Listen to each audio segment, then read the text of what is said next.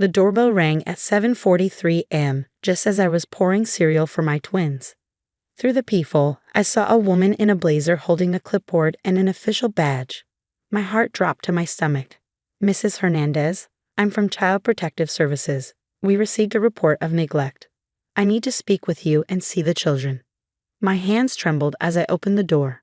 Behind the social worker, I spotted my mother-in-law Patricia's car parked across the street, barely hidden behind a neighbor's hedge. She was watching, waiting to see her handiwork unfold. The social worker stepped into better light, and I gasped. "Stephanie."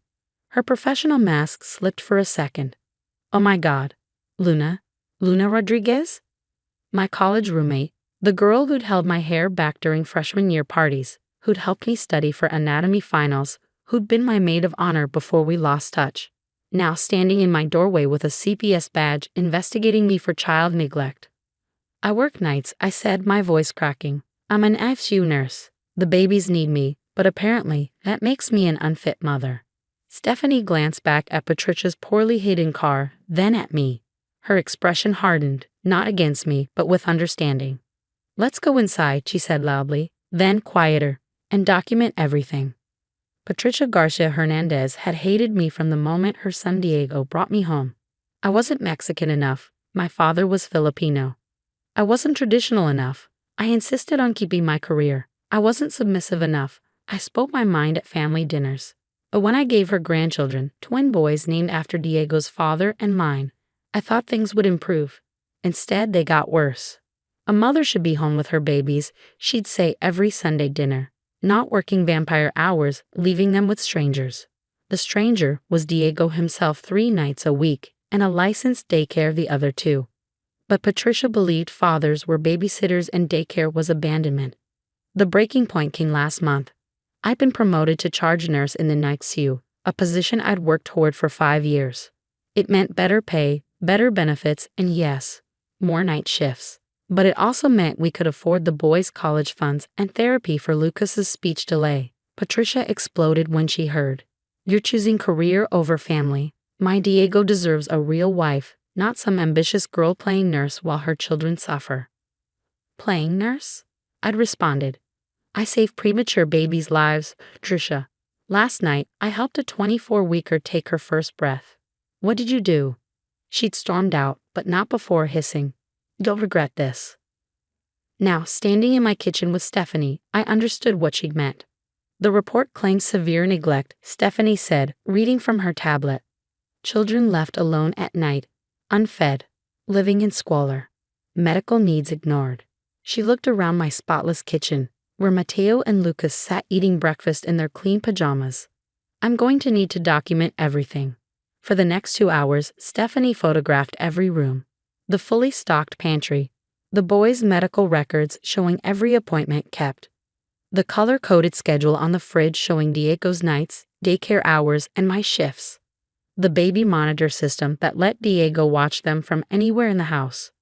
She interviewed Diego, who'd called in sick to work when I texted him. His fury was barely contained. "My mother did this." He showed Stephanie his phone. Dozens of texts from Patricia calling me negligent, saying the boys were suffering. "She's been building a case," he said. I didn't think she'd actually. Stephanie interviewed the boys gently through play. 4-year-olds don't lie well. They told her about mommy's pancakes, daddy's bedtime stories, how mommy saves tiny babies at the hospital, how Grandma Patricia says mommy is bad, but they don't think so. "Grandma says mommy should stay home," Lucas whispered. "She says mommy doesn't love us enough." I had to leave the room. When Stephanie finished, she closed her tablet. "Luna, I need to speak frankly. This is a malicious false report. Everything here shows exemplary parenting. The house is clean, children are healthy and bonded, medical needs are exceeded, both parents are involved. But what your mother-in-law did, this is criminal." "Criminal?" "Filing a false CPS report is a crime. Using CPS as a weapon is abuse of the system. And what she told your children, that's parental alienation." She pulled out her personal phone. "Off the record, this is the most vindictive false report I've seen. On the record, I'm recommending immediate closure and flagging this as malicious." That's when Patricia made her mistake. She knocked on the door, playing concerned grandmother. I saw the CPS car, she said breathlessly. Is everything okay? Do the boys need to come with me? Stephanie and I exchanged glances. I nodded. Mrs. Garcia Hernandez, Stephanie said. I'm the assigned worker. Are you the reporting party? Patricia's face cycled through emotions: surprise, calculation, false concern. I don't know what you mean, but if someone reported concerns, it must have good reason. Luna does leave those babies alone at night. With their father, Diego said from behind me. My mother, you filed the report, didn't you? I did what any concerned grandmother would do. Patricia snapped, dropping her mask. Those children need a real mother, not some career woman who abandons them for work. Stephanie was recording everything on her phone. Ma'am, are you admitting to filing the report? Yes, someone had to protect those babies. Look at her, exhausted, working all night, probably taking pills to stay awake. Is that a mother? That's a nurse, Stephanie said coldly, saving lives, while you're attempting to destroy one. The next weeks were a whirlwind. Stephanie's report was devastating, not to me, but to Patricia. She documented everything: the false allegations, Patricia's admission, the attempted parental alienation, the psychological harm to the children. The district attorney's office pressed charges. Filing a false CPS report in Texas is a criminal offense. Patricia was arrested at her country club during Thursday Bridge. The mugshot made the local news. Grandmother charged with false CPS report and custody dispute. But the real consequences came from family court. Diego filed for a restraining order protecting me and the boys from Patricia. The judge, after reading Stephanie's report and hearing how Patricia had told our 4-year-olds that mommy doesn't love them, was furious. Mrs. Garcia Hernandez, the judge said, you weaponized a system designed to protect children in order to hurt your daughter-in-law. You traumatized your grandchildren with lies about their mother. You attempted to destroy a family because you disapprove of a woman having a career. Patricia tried to cry, but the judge wasn't moved. I'm granting the restraining order. No contact with the minor children for 1 year. After that, supervised visitation only, pending psychological evaluation. Any attempts to circumvent this order will result in immediate jail time. You can't keep me from my grandbabies, Patricia wailed. You kept yourself from them, the judge replied, by choosing control over love. The criminal trial was worse for her. Stephanie testified about the waste of resources, how Patricia's false report meant real cases waited longer for investigation. Other nurses from my unit testified about my dedication, how I'd never missed a shift without coverage, how I'd saved countless infants. The prosecutor played Patricia's voicemails to Diego. That wife of yours is destroying our family. If you won't leave her, I'll make sure she loses those children. A real Mexican wife would be home, not gallivanting at work while babies cry for their mother. Patricia got 6 months probation, 200 hours of community service, and $5,000 in fines. But the real punishment was social. Her church friends distanced themselves. The country club whispered. The extended family split. Team Patricia versus team she really did that. Diego struggled most. He loved his mother, but couldn't forgive what she tried to do. He started therapy, unpacking years of manipulation we hadn't fully recognized. She always made me feel guilty for helping with the boys, he admitted one session. Said real men don't change diapers. But I love bath time with them. I love being an involved dad. The boys went to therapy too. The therapist helped them understand that Grandma Patricia told lies because she was angry, not because Mommy was bad. Slowly, their questions about why Mommy worked stopped being tinged with Grandma's poison. Patricia tried everything to regain access. She sent letters through third parties, had relatives call begging for forgiveness, even hired a new lawyer claiming grandparent rights. Each attempt was documented and filed, strengthening our case. The breaking point for Diego came when Patricia ambushed him at work. She'd lost weight, looked haggard. I'm your mother, she cried. How can you choose that woman over me? You tried to have my children taken away, Diego said. You tried to destroy my wife, who saves babies' lives every night. You made my sons think their mother doesn't love them. You didn't give me a choice. You made it for me. She slapped him, in front of his coworkers. Security escorted her out, and Diego filed his own restraining order. Life settled into a new normal. I still work nights in the night queue. Last week, I saved twins born at 26 weeks, Their mother cried when I told her they'd likely survive. "You have kids," she asked. "How do you leave them to come here?" "Because someone was here when my boys needed it," I said. "And because my boys know that mommy helps babies and daddy takes great care of them when I do." The boys are thriving. Lucas's speech therapy is working wonderfully. Mateo wants to be a doctor like mommy, but for big people. They video call me on my dinner break, showing off artwork and telling stories. Diego became the dad he always wanted to be without his mother's judgment. He does braids, paints nails, bakes cookies. He joined the PTA. Other dads ask him for advice. He glows with pride when people call him an involved father instead of a babysitter. Stephanie and I rekindled our friendship. She comes for dinner monthly, always laughing about how we reunited. In all my CBS cases, she says, "I've never been so happy to close one as fast as yours." Patricia, we hear things through the grapevine. She moved to her sister's house in Houston. She tells people she has no grandchildren, easier than explaining why she can't see them. Her Christmas cards no longer include family photos. Sometimes I feel guilty. She's Diego's mother, the boy's grandmother. Shouldn't forgiveness be possible? Then I remember Lucas asking if mommy loved him enough. I remember her watching from her car as CPS knocked on my door, hoping to see my children taken away. I remember the venom in her voice, playing nurse. Last month, I was nominated for Nurse of the Year. The ceremony was beautiful. Diego and the boys in the front row, my colleagues cheering. During my speech, I talked about balance, support, and the village it takes to raise children while saving others. Patricia wasn't there, of course, but her ghost lingered in the moment, the woman who tried to punish me for having dreams beyond her narrow vision of motherhood. The award sits on our mantel now, next to photos of the boys, my degree, and a new addition, a court document granting sole power over visitation decisions to Diego and me.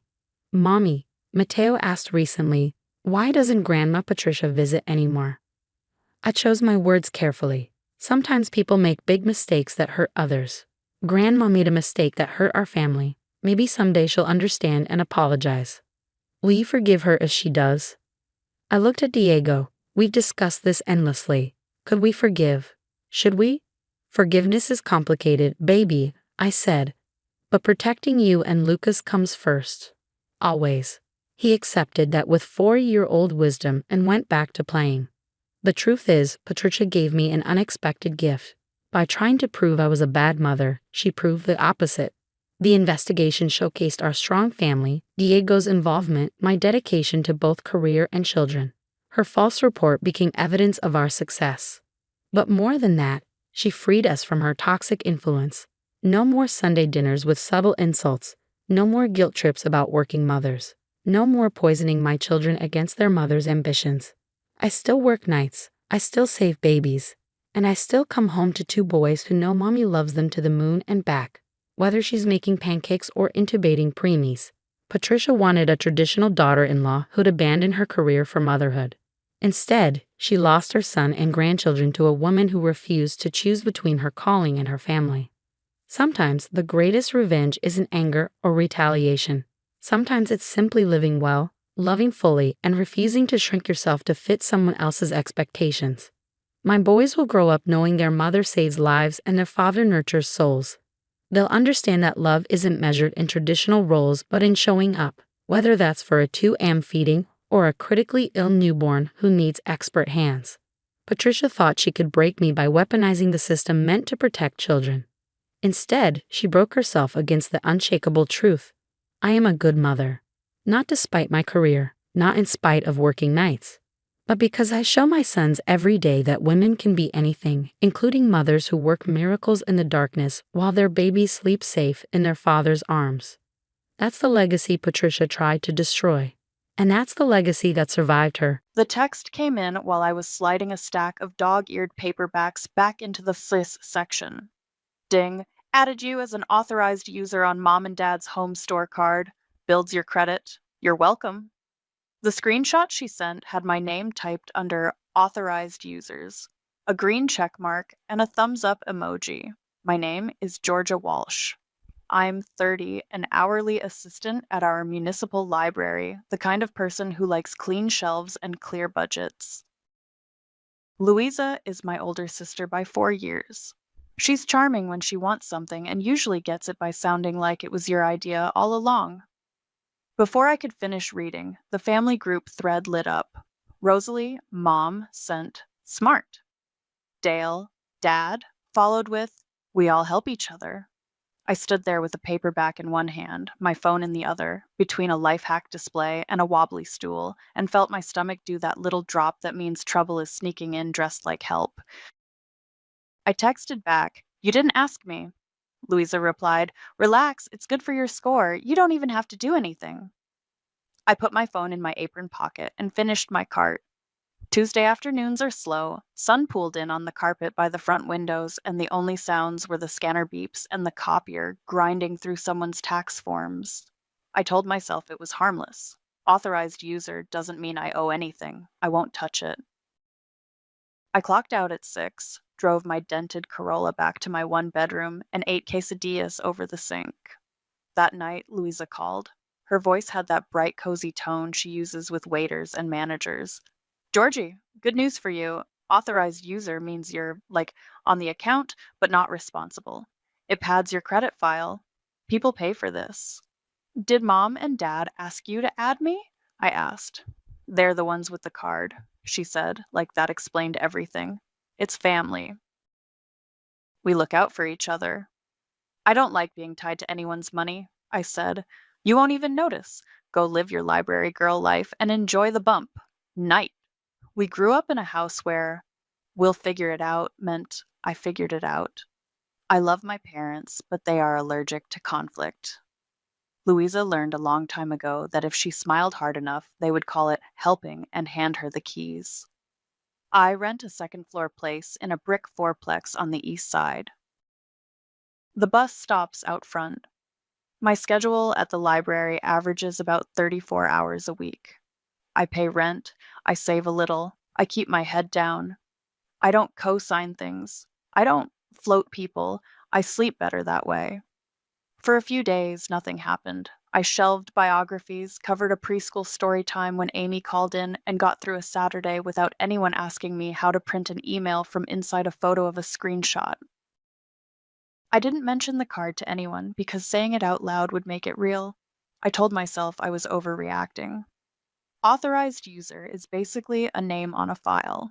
On Sunday, we had dinner at my parents' place. Roast chicken, green beans, the usual. Louisa breezed in with a bottle of wine she couldn't pronounce and a tote bag of paint chips. I'm thinking sage, she said, fanning them out. Green is calming, right, Mom? Rosalie nodded. Whatever you like, honey. Dale mentioned a baseball game. When I started to bring up the card, Rosalie waved a wooden spoon. We're all adults. We know what we're doing. I let it drop. I loaded the dishwasher and took home foil-wrapped leftovers because I'm not stupid. A week after the text, I got home from my Tuesday shift to a thick white envelope in my mailbox. Windowed with statement enclosed in that bold font that says, This is not a coupon. The return address was the home store's credit department.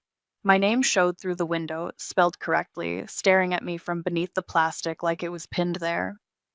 I carried it upstairs like it might leak. I set it on my kitchen table and stared at it, then at my budget spreadsheet open on my laptop. Rent was drafted on the 1st, utilities on the 5th, car insurance on the 10th. I could see the next 2 paychecks in my head the way I know the library floor plan in the dark. My phone buzzed on the table, catching a slice of evening sun. Louisa in the family thread. Oh, if a statement shows up with your name on it, don't freak. It's just how they list authorized users. It's all good. I slid a finger under the envelope flap and pulled. Thick paper, black ink, line items, and, in bold near the top, contact, Georgia Walsh. I felt my throat go dry.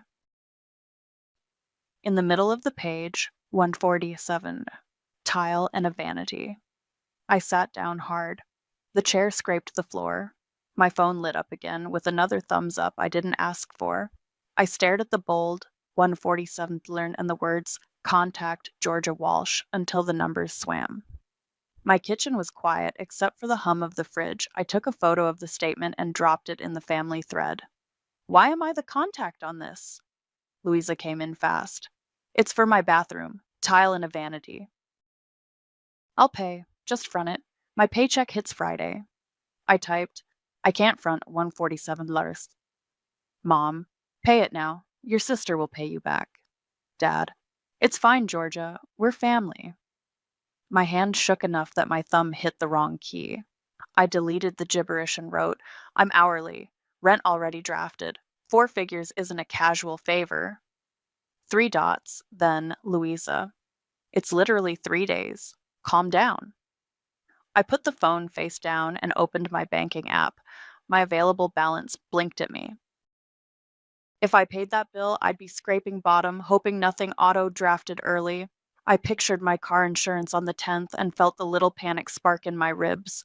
I flipped the statement over, found the customer service number, and called. It was after 7, but they were still open. A woman picked up with the kind of voice they train you for, calm, warm, reading from a script without sounding like it. She asked for my name, the account number on the statement, and the address on file. I gave her what was printed in front of me and the last 4 digits of my phone.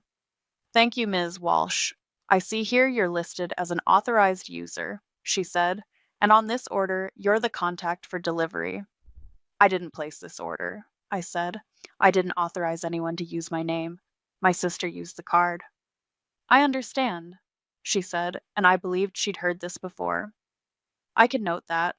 What I can do on my end is confirm policies and what's possible. Returns and account changes have to be initiated by the listed contact in person with ID. We can remove you as an authorized user, and unopened items can be returned within 30 days of the order date. How many days has it been? My voice came out smaller than I wanted. I heard typing. 17. The number lodged in my throat. So I have 13 days? If you want to reverse this purchase completely, you should come in sooner rather than later, she said. Once items are opened or installed, returns get more complicated. A store associate can verify your ID, start returns tied to your contact record, and remove you from the account. They may schedule a pickup for large items if they were delivered. My sister already had them delivered, I said, to her place. That's okay, she said. The return would go back to the original tender, but because you're the contact on the order, the request has to come from you. You will need to be present at the store to authorize. I rubbed my forehead. I have work. I can try to come on my lunch tomorrow. That would be best, she said. Bring the statement and your ID. Is there anything else I can explain? No, I said. You've been helpful. Thank you. Of course, I know this is stressful. When I hung up, my phone immediately lit with Louisa calling. I let it go to voicemail and texted, I'm not paying this. I didn't authorize it. She responded with a long paragraph about how installers are scheduled and how I was making things harder than they needed to be. Mom added, we'll sort it out Sunday at dinner. Dad sent a thumbs up that felt like a shrug. I took a photo of my budget notebook and circled the lines. Rent, cleared, utilities, due Friday, gas, unknown, groceries, $45 left this week. This is why I can't front $1,000, I wrote. Please don't put things in my name. No one replied to that. I dug in my drawer for my passport card because my driver's license still has my old address on it, and I didn't want to give anyone a reason to say no. I slid the statement and the card into a manila folder with a post-it that said Home Store. It felt like building a case. I am not litigious. I am a person who tries not to get late fees. The next morning, I told my supervisor I needed to take my lunch early and might be gone a little longer. She looked at the folder in my hands and nodded. Do what you need to do, she said. I pulled holds for the morning, answered a man's questions about printer paper jams, and tried not to stare at the clock. At noon, I clocked out, grabbed my bag, and texted the thread, I'm going to the store to get my name taken off and return what I can. Do not buy anything else with me as the contact. Louisa sent, do not mess this up. I'll pay you Friday. Mom, Georgia, please don't make a scene. I got in my Corolla, the sun baking the steering wheel, and drove across town to the big box that sells everything from toilets to toaster ovens. I parked, sat for a second with the engine ticking, and looked at the folder on the passenger seat. My hands were sweating. I wiped them on my jeans, picked up the statement, and went inside. The returns line was a little long, contractors with receipts, a woman with a bent curtain rod, a guy trying to return a pallet of something dusty. When it was my turn, the clerk glanced at my folder and said, "How can I help you?" "I need to fix a problem," I said, putting the statement down. "I'm the listed contact on an order I didn't authorize." She pulled the paper closer, tapped the keys on her terminal, and said, "Okay, we can look at this. Do you have your ID?" I handed it over. She scanned it, the monitor reflected in her glasses, and then she said, "Just so you know, it's day 17. If you want to reverse this, you have to start today." She slid my ID back and tapped the edge of the statement with a neatly trimmed nail. Her name tag said Allison.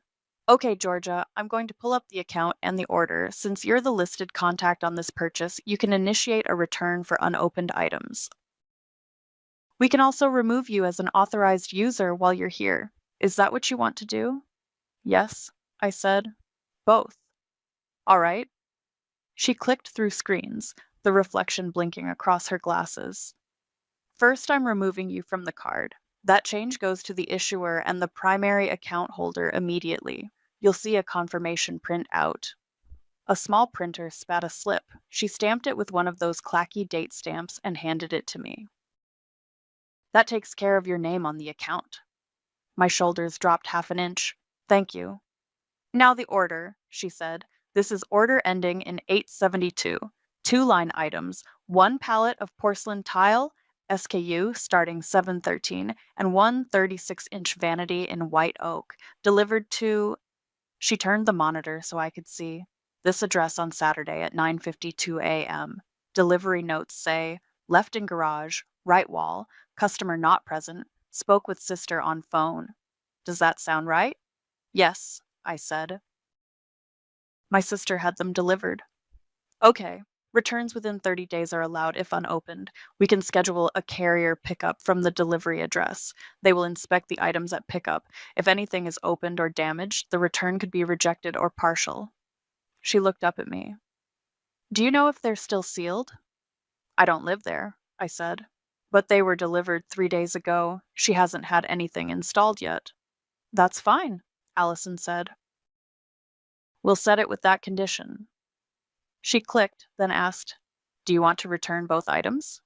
"Yes."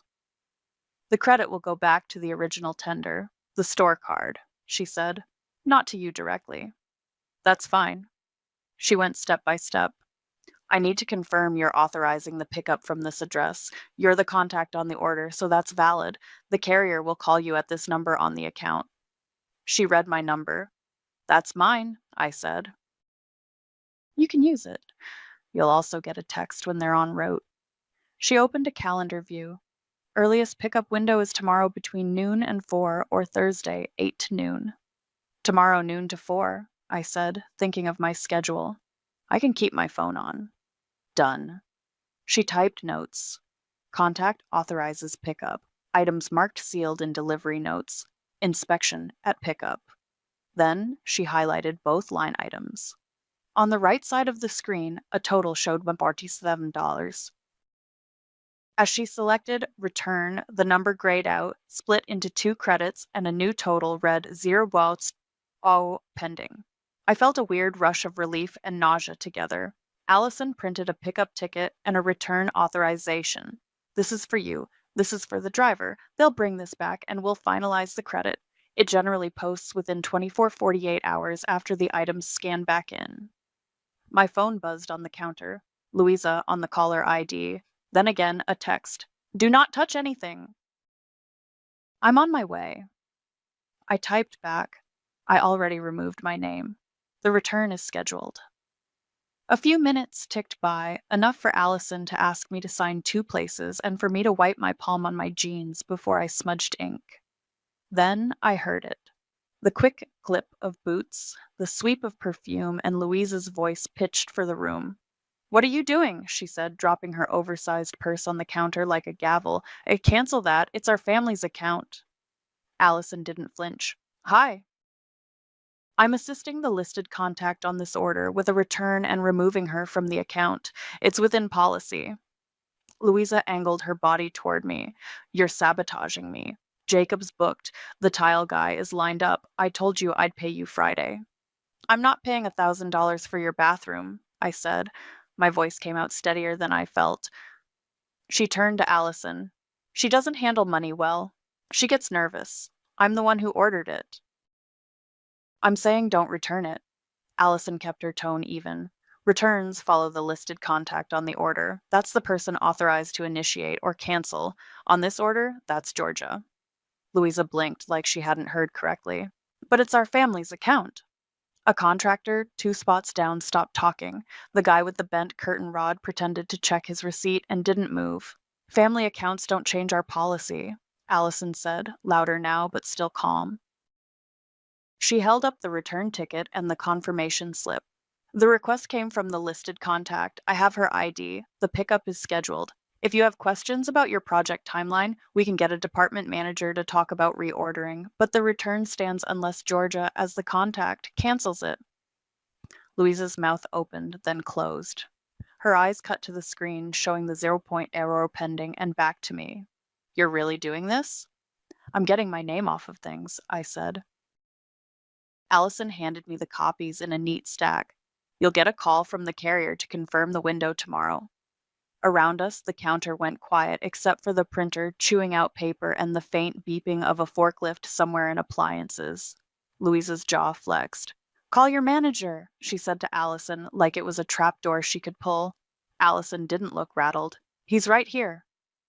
A man in a blue vest had already stepped close, hovering but not hovering. Allison turned her screen so he could see. Listed contact initiated return within policy. Authorized user removal processed. He glanced at the screen, at my ID on the counter, and gave a small nod. She's good to proceed, he said. He didn't even look at Louisa when he added, if you want to continue with your project, you can reorder under your own account. We can help you at kitchens and bath. Louisa let out a sharp laugh. Fantastic. So I get to pay twice because my sister is dramatic. I'm not paying for your bathroom, I said. I'm not a backup card.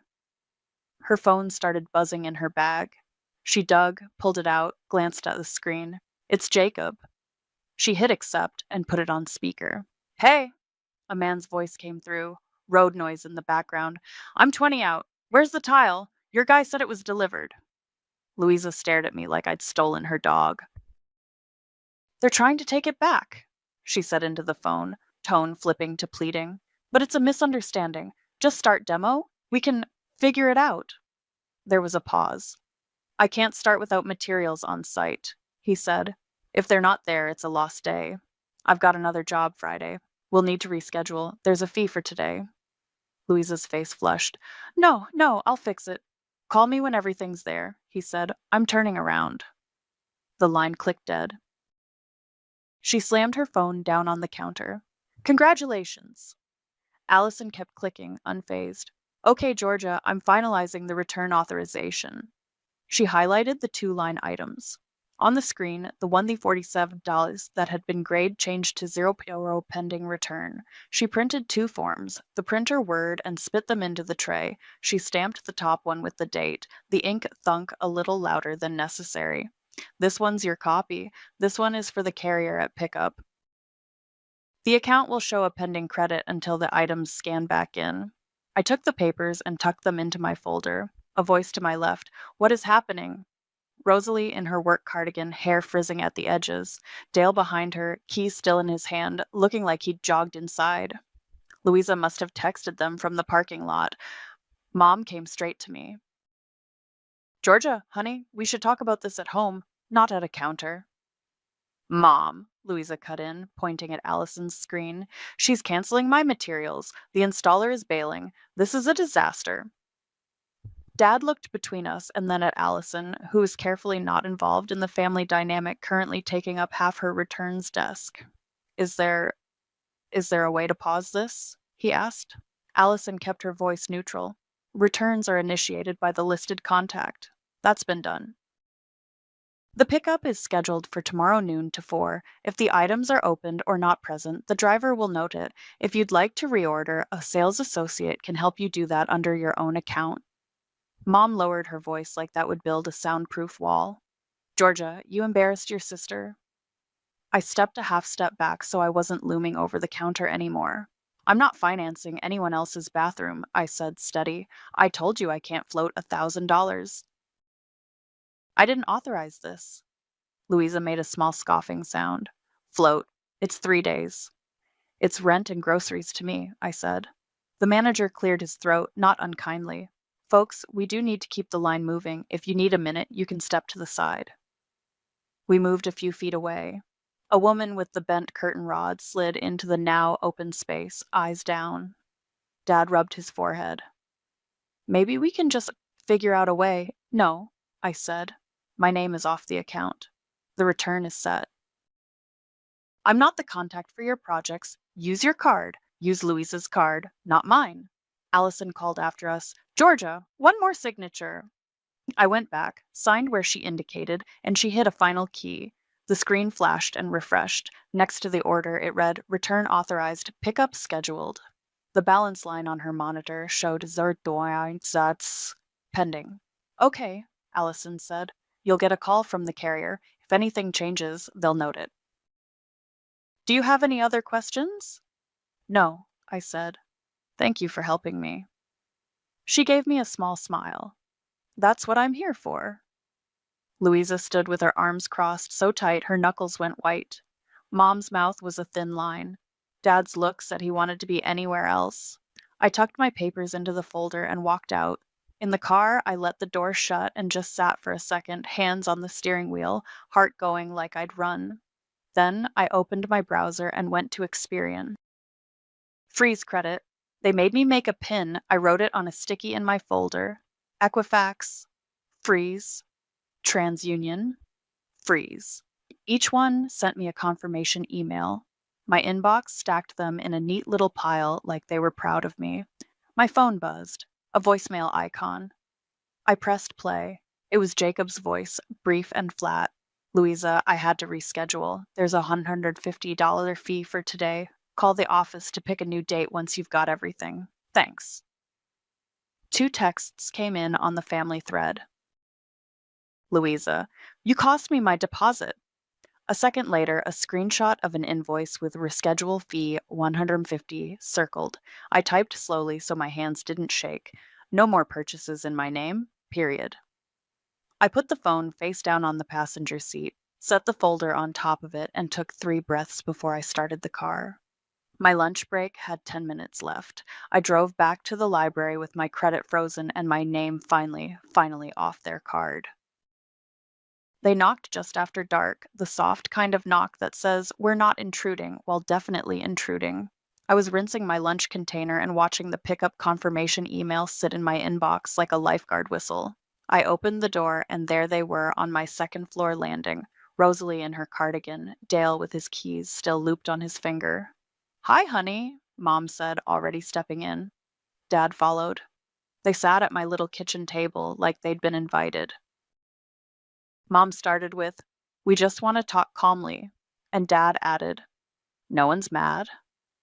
Then Mom said, you embarrassed your sister today. I set a glass of water in front of each of them so I had something to do besides clench my jaw.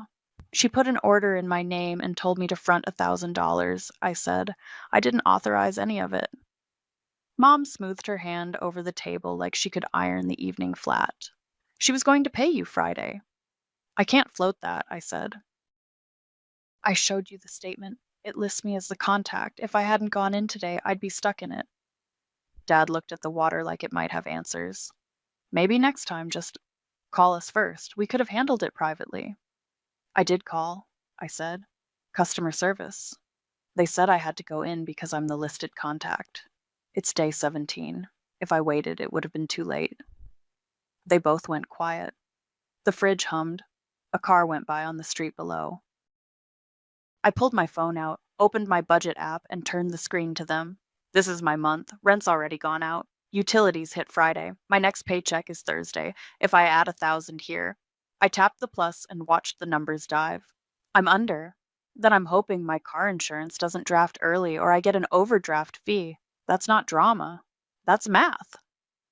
Dad nodded like he couldn't stop himself. Mom pursed her lips. It was just for a few days, she said softer now. A few days is the difference between paying my bills and borrowing money I don't have, I said. I'm hourly. There's no cushion here. She reached across and patted my hand. We're all just trying to help each other. That's the problem, I said, pulling my hand back to unlock my phone again. Help has meant using my name like a spare tire. The phone I co-signed? I had to chase down 2 months of late payments so my credit wouldn't get hit. The deposit I covered? I didn't see that money for 6 weeks. The babysitting on my only day off? That wasn't my promise to keep. It was Louisa's, and you handed it to me because I was available. Mom's eyes flicked to Dad. He shifted in his chair. We appreciated that, he said, careful. I know, I said. But it trains everyone that I'm the person you hand the mess to. This felt like a trap. My name on an order I didn't place, and then the group text telling me to pay it. Mom took a breath. Your sister is under stress with the bathroom. So am I with my life, I said, not raising my voice. I took my lunch early, I went to the store, I took my name off the account, and I set the return. The pickup is tomorrow between noon and 4. The carrier will call me to confirm. I froze my credit with the bureaus. No one is buying anything else under my name. Dad rubbed a thumb along the edge of his glass. Could you at least reschedule the pickup so she has time to reorder? She can reorder under her own account, I said. The manager explained that right there. I'm not stopping her from renovating. I'm stopping my name from paying for it. Mom shook her head.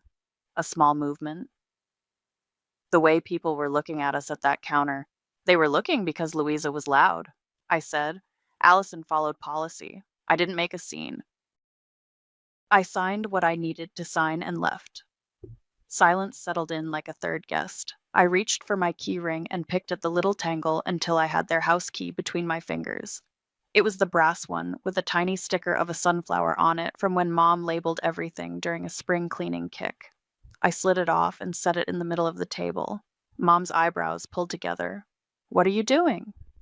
You gave me that years ago, I said, in case of emergencies. Lately, emergency has meant Georgia will log in, Georgia will co-sign, Georgia will pick up the slack. I'm not anyone's emergency login anymore. Dad stared at the key like it might jump. Mom's mouth opened and closed. Don't be dramatic, she said reflexively. I'm being clear, I said.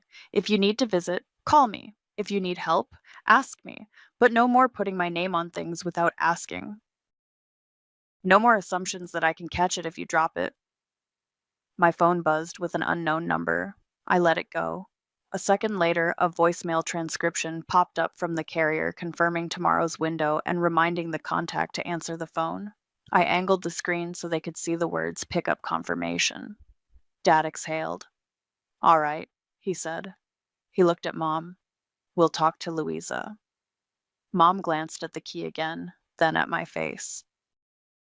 Whatever she saw, there made her shoulders drop. We'll handle it with Louisa, she said, quieter than she'd started. Okay, I said. They stood. Mom hugged me, quick. Dad patted my shoulder like we were back at a Little League game. At the door, Mom turned. Text me when the pickup is done. I will, I said. After they left, I locked the door and sat down at the table with the small, bright sunflower looking back at me. I slid it into the drawer with my takeout menus and shut it. I put my phone on Do Not Disturb and let the apartment be quiet. The pickup driver called at 12:18 the next day, right as I was helping a teenager find Of Mice and Men for summer reading. I handed the kid the copy and stepped into the hallway by the staff lockers. This is Mike with carrier pickup for the home store, he said. I'm at the address on the order. Garage is open. I see a pallet of tile and a boxed vanity. Contact is Georgia. That's me, I said. Those are the 2 items. I'll inspect for seals and load them, he said. I could hear the rattle of a dolly. If there's an issue, I'll call you back. You'll get a text when we scan them in?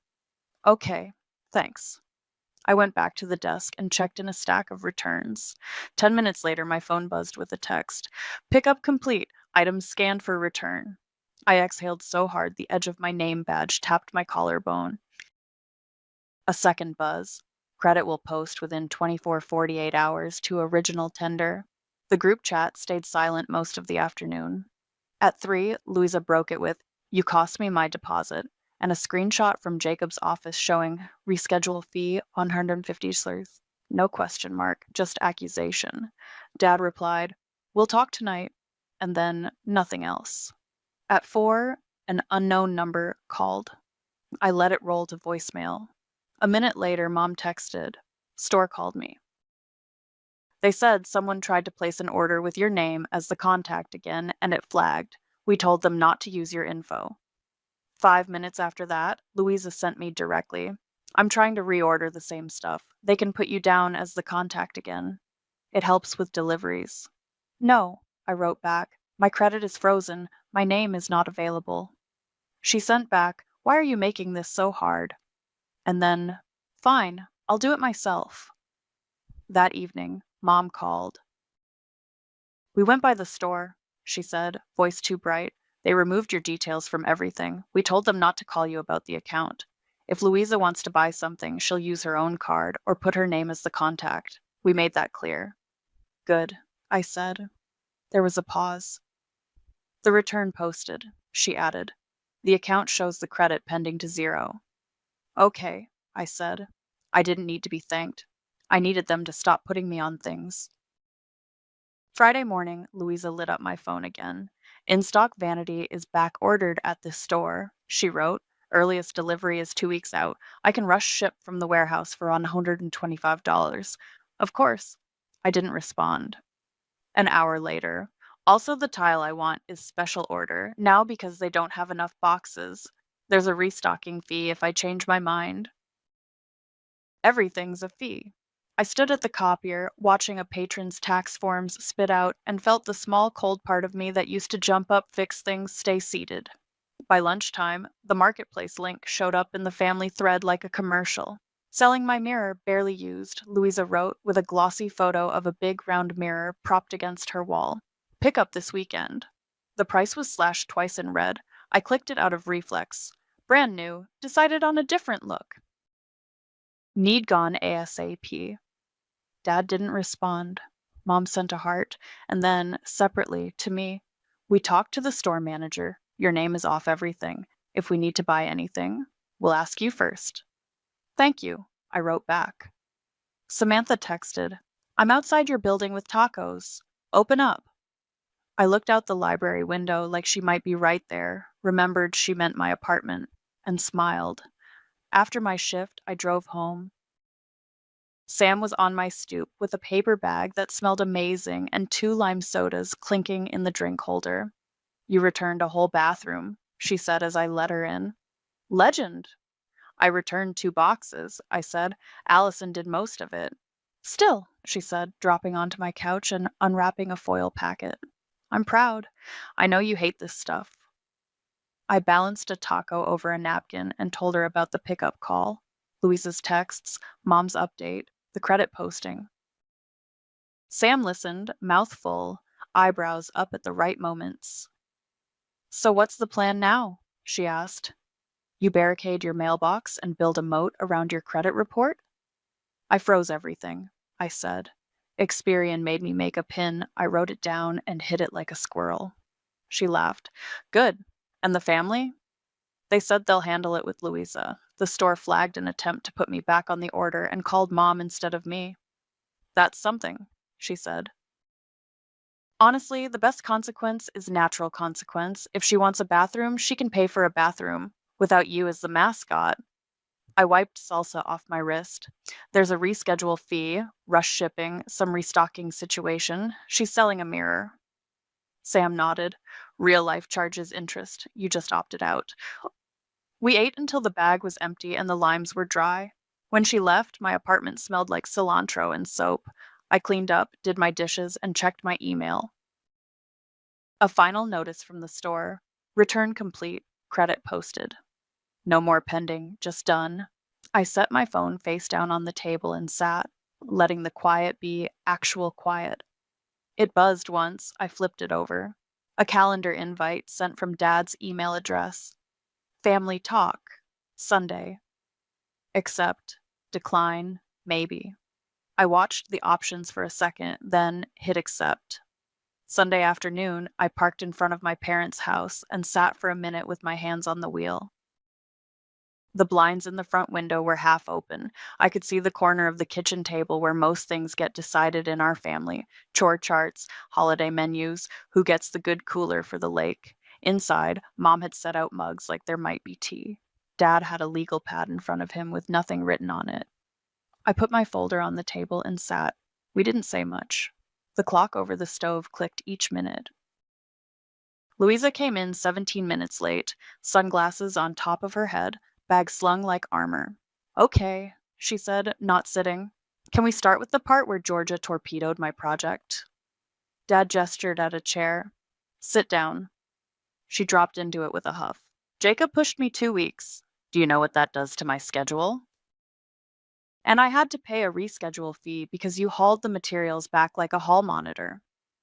I slid the statement across the table, the one with "Contact Georgia" at the top, and then the return confirmation Allison had stamped.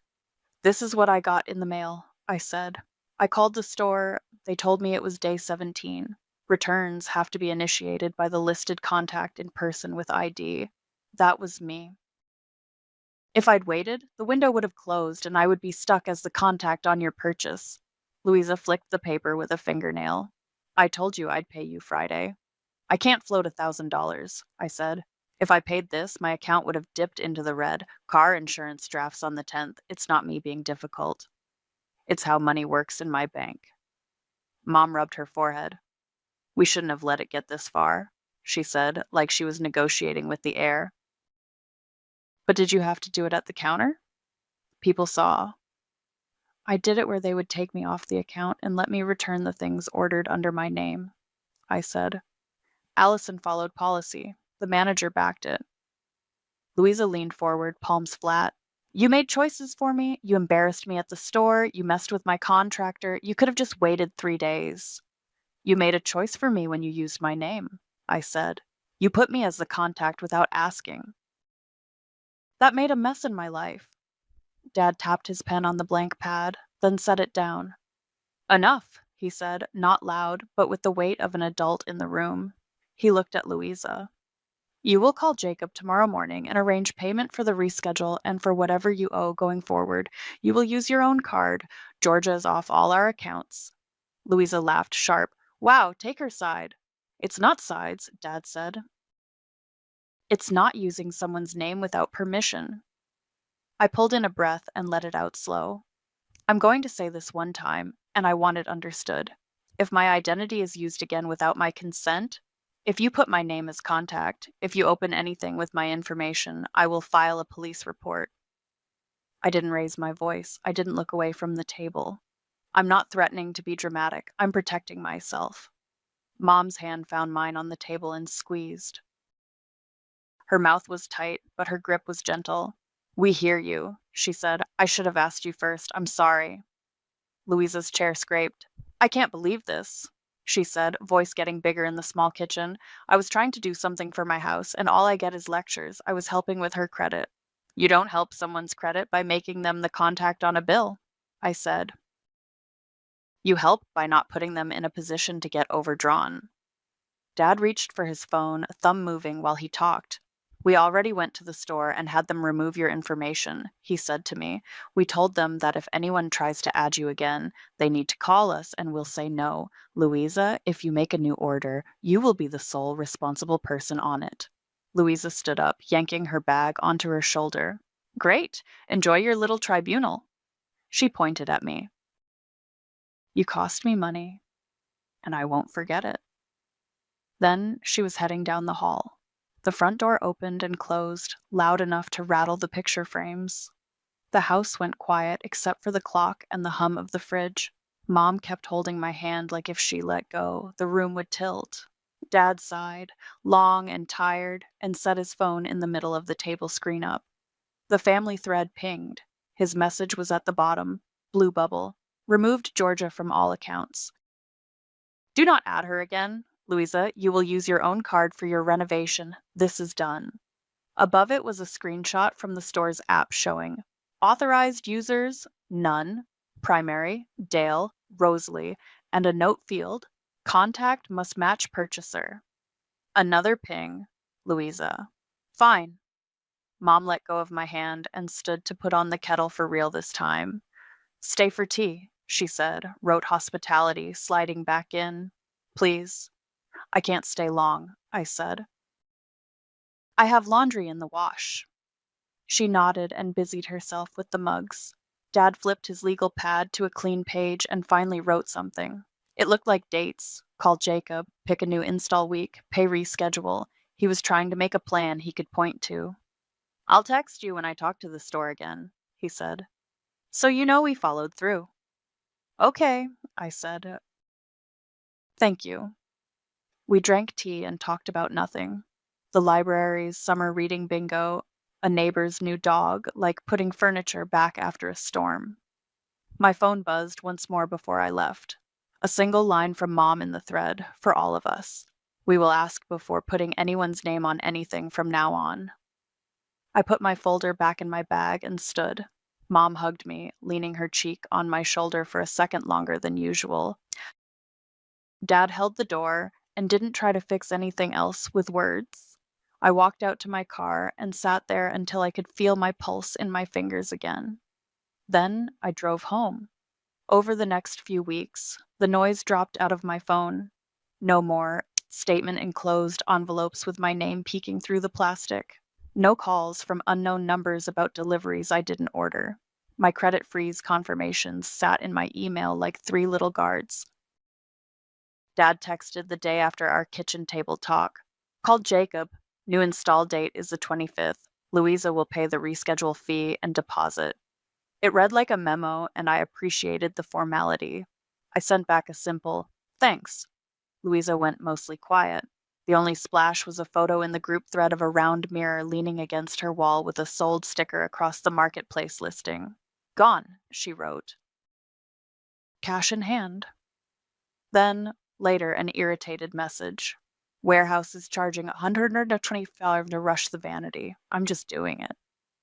No one offered to cover it. I didn't either. At work, the days were regular in the way that feels like a gift. I ran summer reading bingo sheets, helped a teen print a boarding pass, reshelved biographies that always wandered back to the wrong shelf. Samantha stopped by the desk one afternoon with an iced coffee and mouthed, "How's peace?" I held up my phone and showed her a quiet notification screen. She pantomimed clapping. On a Thursday, Mom texted me a link to a shower curtain she thought would look cute in my place. Then, in the next bubble, "Can I send you the link? Not buying anything, just showing you." I laughed in the stacks and wrote back, "Links are safe." She sent it and 3 heart emojis. Later that night, she called to ask what I wanted for Sunday dinner instead of assuming I'd covered dessert on the way over. The ask before assumption difference was small, but it hit like air in a stuffy room. Sunday dinner itself was normal. Roast chicken again, a big bowl of green beans. Louisa arrived late and kept her sunglasses on the counter. She was civil, careful. She talked about grout colors like they were weather. When Dad mentioned the game, she nodded without looping a favor onto it. When I got my take-home leftovers, no one slid in a request to pick something up on my way home. We loaded the dishwasher without a speech about helping each other. Progress looks like small things you can point at. The next week, she posted a photo of the finished bathroom in the thread, white tile, that rush-shipped vanity, a plant on the back of the toilet trying hard to live. Done, she wrote. Finally. No subtweets, no digs. I hit the thumbs up and moved on. She didn't thank me or blame me. Some days, neutral is better than close. I pulled my credit reports on my lunch break one day because that's the kind of person I am now. Everything was clean. No inquiries, no new accounts, no weird addresses. I slid the chair back and felt the knot I'd been carrying sit a little looser under my ribs. On my way home that evening, I swung by the home store with cash in my pocket for a cheap tension rod and a set of rings. I'd been putting off hanging a real curtain in my shower and was done with the clingy liner sticking to my legs. The place smelled like lumber and fertilizer. I found a rod on an end cap and got in line behind a guy buying a fan. At the register, Allison looked up and smiled like we were neighbors. "Hi, Georgia." "Hey," I said, surprised she remembered. "I'm just getting this." "Good to see you on your own account," she said, ringing up the rod and the rings. The total flashed, $18.26. I handed her a 20. "Cash," I said, and we both grinned a little. She put the receipt in the bag and slid it over. "Have a good night." "You too," I said, and meant it. Back at my apartment, I stood on the edge of the tub and twisted the rod into place. It clicked, steady. I hung the curtain rings, snapped the fabric on, and took a step back. It wasn't a magazine bathroom. It was mine. The bus sighed out front, brakes squealing, then moved on. I checked my mailbox on my way up from the laundry room. 2 pizza coupons and a community flyer about a block party I probably wouldn't go to. Nothing with a window showing my name under a bold statement enclosed. I slid the coupons into the recycling and carried the flyer upstairs because maybe I would go just to walk around a street where no one expected me to co-sign anything. My phone buzzed on the counter. A text from Dad. "Reminder, bring a book recommendation Sunday. Your mom wants to start reading again." I typed, "I've got one," and smiled at the way it made me sound like myself. I sat at the table and opened my budget app. Paycheck in, utilities paid, some left for groceries and gas. No $1,000 mystery cliff. The sunflower key in the drawer didn't feel like a rejection anymore. Just an object in a place. I closed the app and picked up the paperback I'd brought home from the library to try, the one I'd recommend to Mom. The apartment was quiet in the regular way, fridge humming, a neighbor's footsteps overhead, a siren far off on the highway. I didn't realize how loud it had been in my head until it wasn't.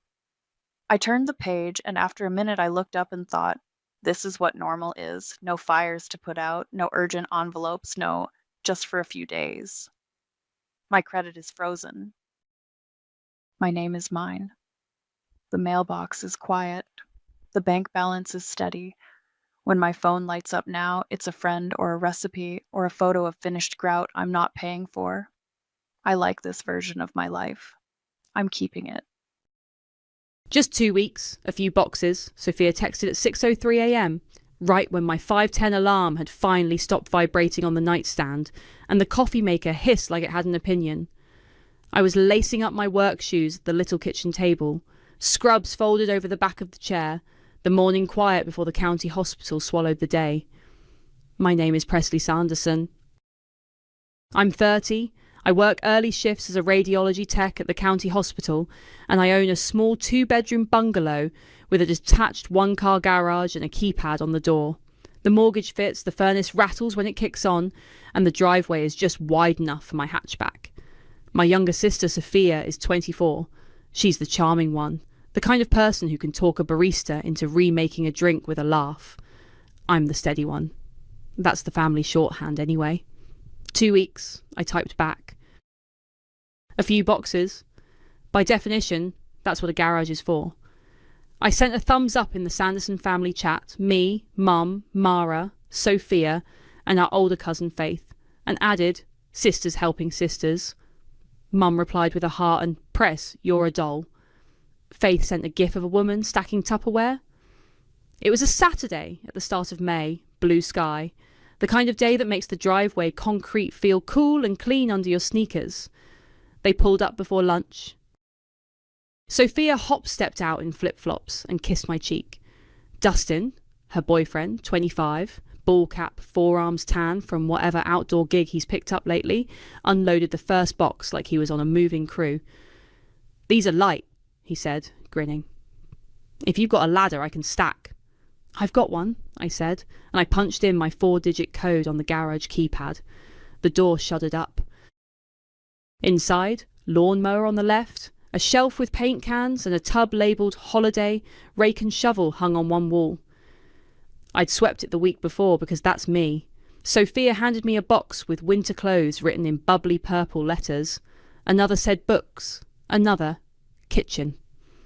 I liked the labels. neat, contained. Dustin set them down in a clean line along the back wall. "I'm serious about 2 weeks," I said, because I know how this family's calendar works. "I need to park inside when summer storms hit." 2 weeks, she echoed, already pulling out her phone. "We're picking up our new place on the 15th, and I didn't want to pay storage for a couple weekends. You're saving me, Press." She grabbed my stepladder like she owned it, the way she always has since we were kids, then flashed me a grin. "You're the best." I set a reminder in my phone for Sunday the 15th at 10 a.m. Garage. Reassess. I tapped it twice just to hear the chime. A small kind of insurance. Greg Bell, my neighbour, 48, the kind of guy who edges his lawn and waves with his whole arm, was watering his roses as we stacked a fourth box. "Morning," he called over the hedge.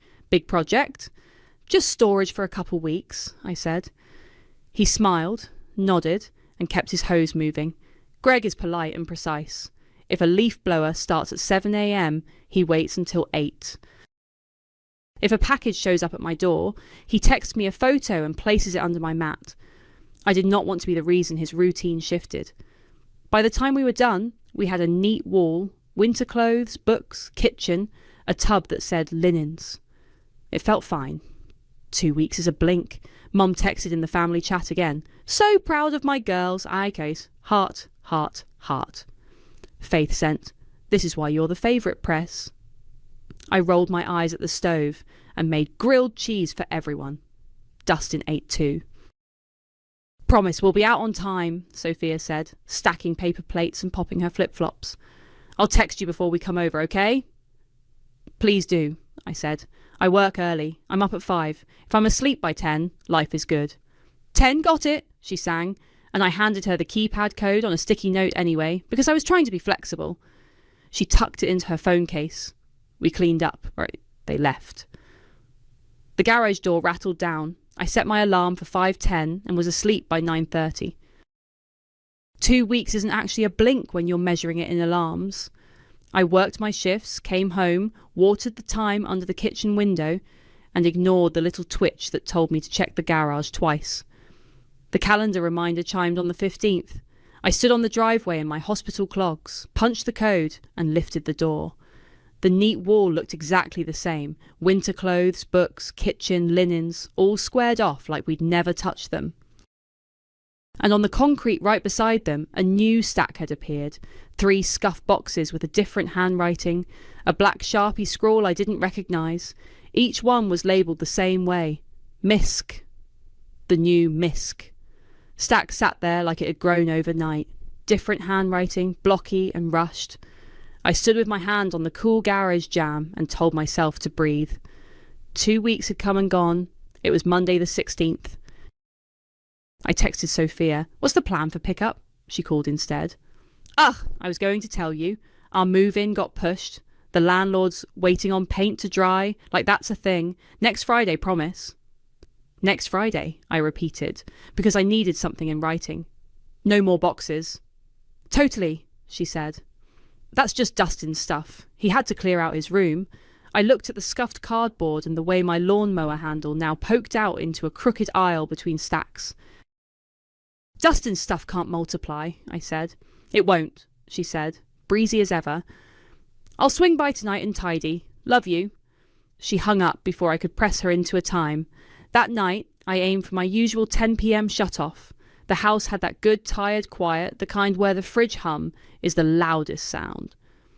I drifted until glass clinked. I blinked at the ceiling, reached for my phone, and saw 12:47 a.m. The noise wasn't loud, but it was right outside my bedroom window. The garage is only 20 feet away. Laughter. A low thud like someone set a case of bottles down too hard. And then a hushed shh that never means anything is actually stopping. I stared at the doorbell camera feed, a blue-tinged view of my porch swing rocking slightly. The side yard camera, the cheap one I'd installed after raccoons found the trash, caught vague shapes by the garage, and a little spill of light when the door opened. The keypad beeped. My code. I watched for another minute, cheeks hot, and then put the phone face down. My alarm was still going to scream at 5:10. In the morning, a rectangle of paper flapped under a magnet on my front door. Presley, it read in careful pen. Hope you're well. Sorry to bother, but we've heard late-night voices by your garage a few times this week. Could you keep things quiet after 10 p.m? Appreciate it. Greg, next door. There was a smiley face like he wanted me to know it wasn't a fight. I held the note and felt the embarrassment rise. Greg is never dramatic. If he wrote a note, it'd been more than once. At lunch, I texted Sophia. No more hanging out at my place. Quiet hours after 10. Greg said something. She appeared an hour later. Breezy ponytail, sunglasses. I'm so sorry, neighbour. Like she was performing for an invisible audience. She hugged me in my own doorway before I could put my scrubs in the wash. We weren't loud, she said. We were just organising. Dustin was helping, and he brought Topo Chico. I'll be quiet. Promise. She squeezed me. Cross my heart. Do not use the garage at night, I said, because I needed the words to be simple. Text me before you come. I'm serious. I will, she said, already scanning the garage like it was hers to manage. Hey, can I borrow your stepladder? We're hanging string lights at Dustin's. It's leaning on the back wall, I said, and then immediately added, bring it back tomorrow. She lifted it like it weighed nothing. Tomorrow, she sang. Thank you, you're the best. She kissed my cheek and left the door up while she took the ladder to her car. A breeze blew across the concrete, bringing with it a faint, stale beer smell. I closed the door and felt something knot under my ribs. The next few days were a drip. Another Misyad's box appeared Wednesday with tape that didn't match the others. The aisle narrowed until I had to angle my shoulder to reach the lawnmower. Thursday night, a chair scraped against concrete at 11. I went outside in my robe and said, out. Now, and two silhouettes slipped past me with mumbled apologies and the clink of bottles tucked into bags. I said no nights, I texted Sophia. This isn't optional. Got it, sorry, she wrote back, heart emoji, which somehow made it worse. I started waking up already angry, like the feeling had been simmering while I slept. My body went through motions, scrub top, badge lanyard, coffee in a travel mug with a smear of lipstick on the lid from yesterday. Every time I turned into my driveway, I scanned the garage door like it might tell me the truth if I stared hard enough. Friday was bright and hot. My shift ran long. We had a trauma scan stack up right at the end, so it was past 4 when I turned onto my street. Heat shimmered off the asphalt. Greg was not in his yard. My porch looked normal, except for the absence of my stepladder. I pulled in behind a car idling at the top of my driveway, a silver sedan I didn't recognise. Its windows were tinted just enough that I could see movement but not faces. My phone buzzed. A text from Sophia lit my screen. Same $50, park by the garage. I eased past the idling sedan and parked on the street, the sun frying the top of my head when I got out. The silver car's window rolled down. A guy I didn't recognise leaned over the console, forearm draped on the wheel. Hey, he said, friendly like we'd met. Sophia said it was cool. I'm just going to tuck in by the garage. It's not cool, I said, because the word choice annoyed me as much as the car. This is my house. You can't park in my driveway. He glanced at his phone like it might override me. She said, I'm Presley, I cut in. Sophia's sister, owner. You can wait on the street. Right, okay, he said, palms up. No problem. I'll be 5 minutes. Street, I repeated. I stepped back and waited. He looked over my shoulder toward the house like he expected a ruling to fall from a window, then put it in reverse and eased out to the curb, half a tyre kissing the gutter. The engine stayed on. Inside, the air smelled like sunscreen and the faint citrus soap I keep by the sink. Sophia was barefoot on my couch with her legs folded under her, phone in both hands. She looked up like I was her welcome home committee. Hey you, she said. Dustin's friend is dropping his car. He's going to meet us and move it if you need out. How did you get in? I asked. My keys were still in my hand. She blinked, all innocence. I have your key from last summer, when I watered your plants when you went to Austin. I thought I told you. I'll give it back. You never gave it back, I said. I need it back. Today. Totally, she said, already sliding her phone open again. Don't be mad. It's just Jaden. He had to clear some stuff at his place and doesn't have a spot till Monday. He'll toss me 50 and pick it up. Easy. No, I said. I could feel my voice go flat the way it does when I have to hold still for a tricky needle stick. You don't get to rent my driveway. I didn't agree to that. No one parks here but me. And your boxes need to be out by Sunday. I've already let this go a week past what we said. She made a face like I'd announced a ban on laughter. It's just Dustin's friend, she said, laughing a little. He needed a spot. Chill. Stop, I said. This is my property. My neighbour already left a note about the late night noise. It's disruptive. No more hanging out here at night. No more tucking in cars. And I want my ladder back. Sunday is the deadline. After that, I'm done. Sophia rolled her eyes so hard it was almost a performance. You always overreact, Press. It's like you find a way to make everything a problem. Boundaries aren't problems, I said. My palms were damp. The clock over the stove ticked loud. Tell Jaden to move his car. Now. She exhaled a laugh and stood, padding to the door. You're intense. She tossed over her shoulder like a compliment gone wrong. She called, 2 minutes. Out to the porch and waved at him, then turned back to me. We're going to be out by Sunday anyway, she said, softer, trying to soothe. I promise. Good, I said. Text me before you come over, and the key. She dug in her tote, produced my brass key on a pink lanyard, and wiggled it with a grin. See? I'm returning it. Happy? I took it. It felt heavier than it should. Jaden, so that was his name, stuck his head in the door, cap in hand. Hey, sorry, he said. I didn't mean to cause trouble. I can park on the street tonight. Yes, I said. Thank you. He nodded and backed away, phone already at his ear. Sophia waited until the door closed before tipping her head at me. He's sweet, she said. You're being a little scary right now. I'm tired, I said. I get up at 5. Please respect that. I will, she said, and kissed my cheek like a stamp of truce. They left around 6. The house cooled, and I let the quiet settle on my shoulders like a blanket. I ate toast for dinner, showered, and checked the side yard camera. The street was a line of cars. The silver sedan sat one house down, half under a streetlight. I set my alarm for 5:10 and put my phone face down. At 11:58 p.m, the doorbell notification buzzed. I swiped without sitting up. The feed showed the porch at a slant, the swing still. Off camera, the keypad on the garage chirped its little 4-beep code. Muffled voices, then clearer when they drifted toward the front. Same 50, a man, Dustin said, amused. The camera picked up the edges of his hat brim when he leaned in to check the time. Same 50, Sophia said, laughter in her voice. Easy money off her driveway. They both laughed. The sound of sneakers on concrete, the low murmur of a car being guided backwards.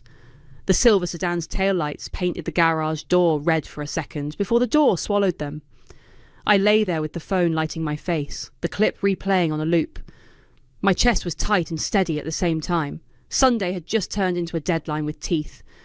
I woke up with the clip still in my head. Sophia's laugh, Dustin's same 50, the red wash of taillights on my garage door. The house was cool, the coffee tasted a little burned, and I didn't bother with the living room blinds.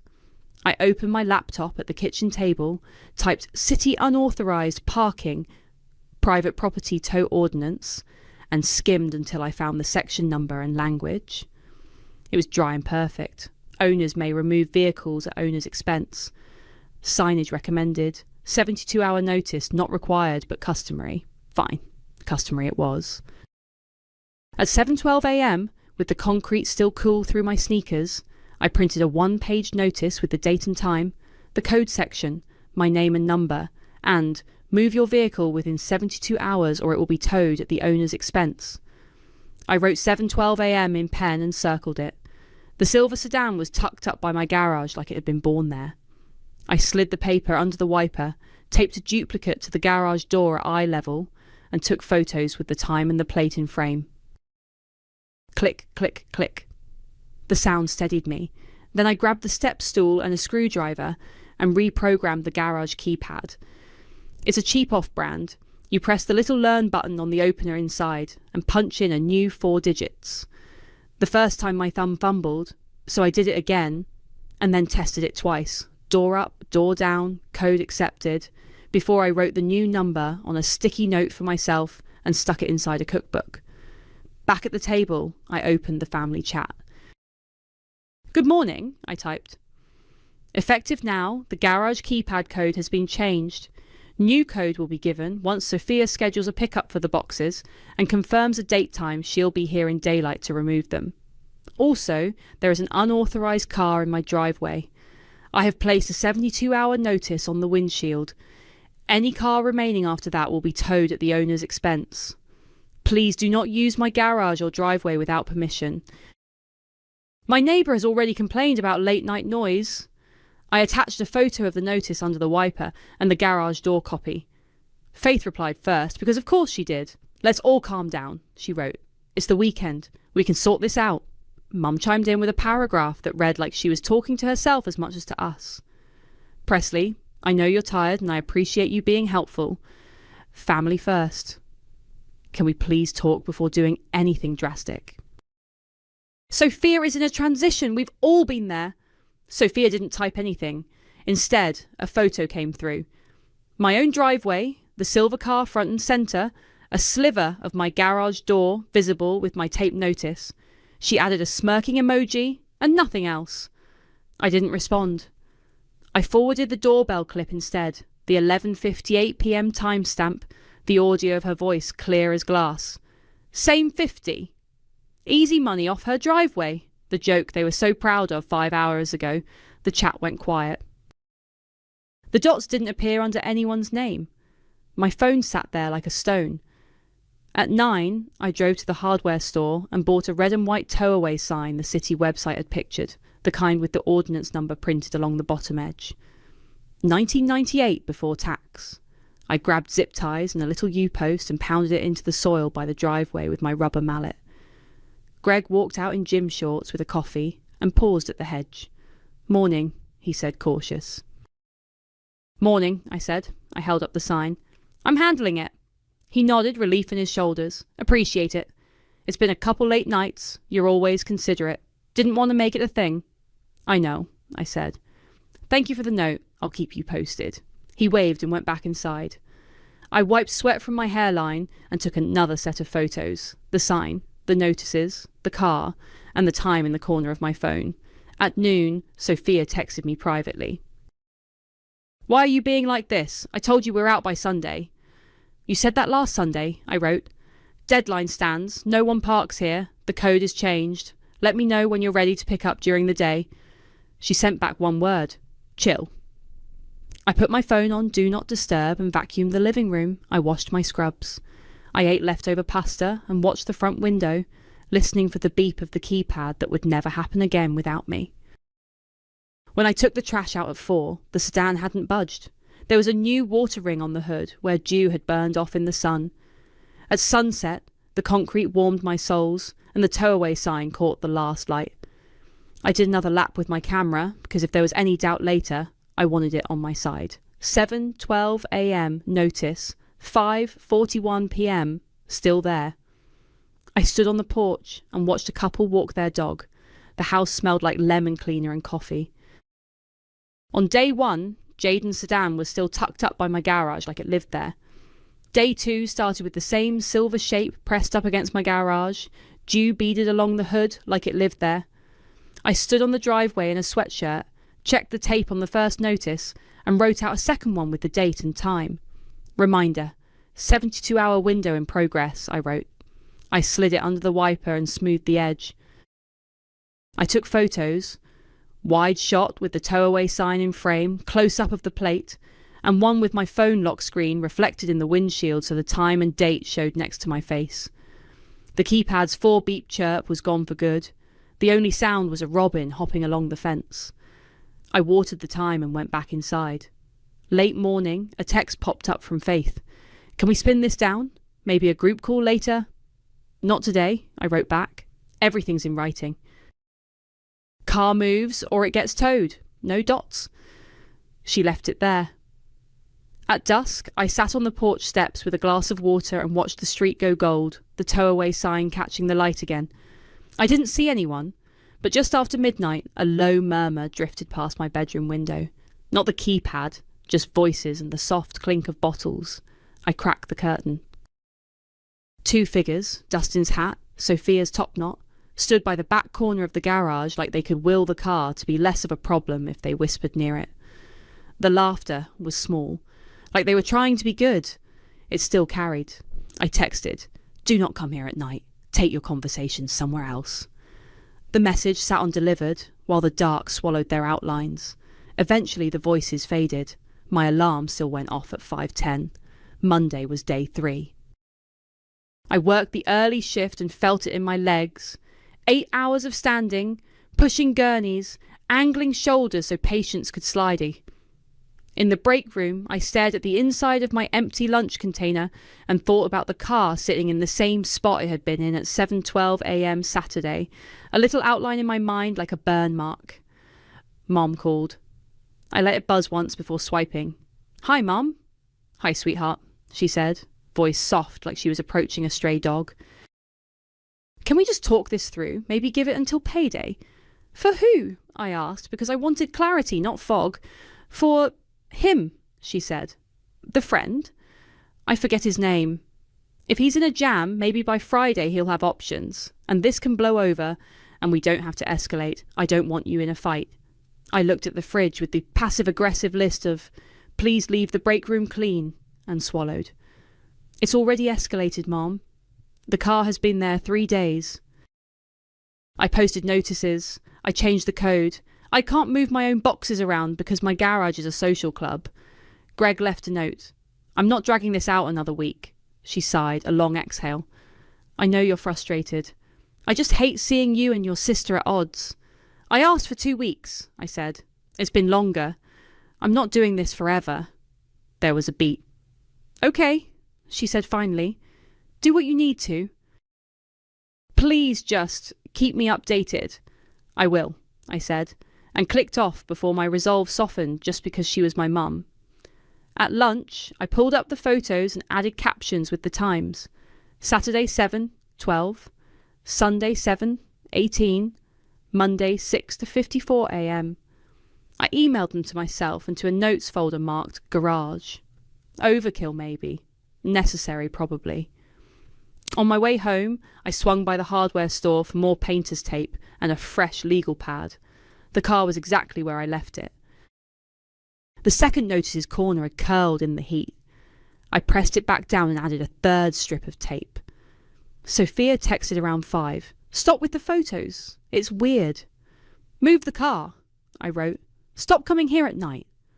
She sent back a selfie from my porch swing, duck lips, the tow-away sign fuzzy in the background. "We're not even loud," she captioned it, like that settled anything.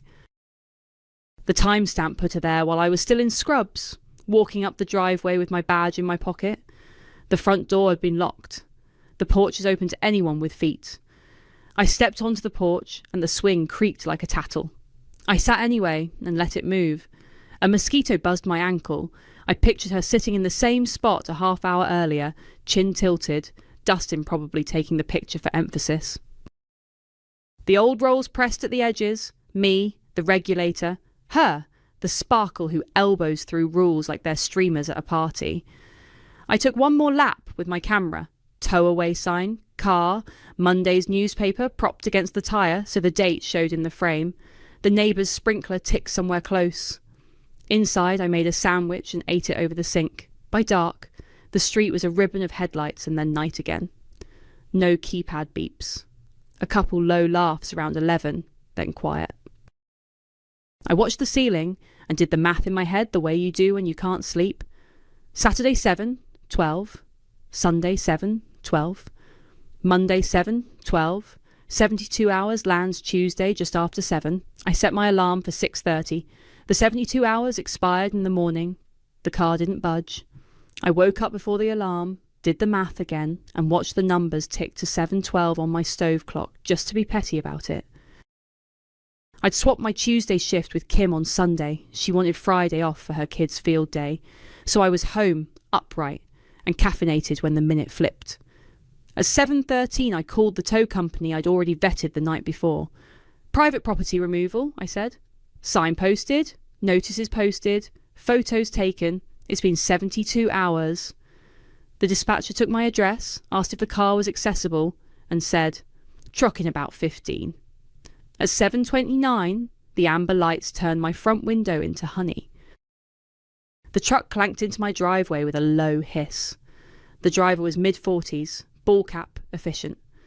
"You Presley?" he asked, jumping down. "Yes," I said. "That's the one." I pointed at the silver sedan tucked by my garage. It looked smaller suddenly, like it knew. He walked the perimeter once, no drama, just checking clearances. "You got signage?"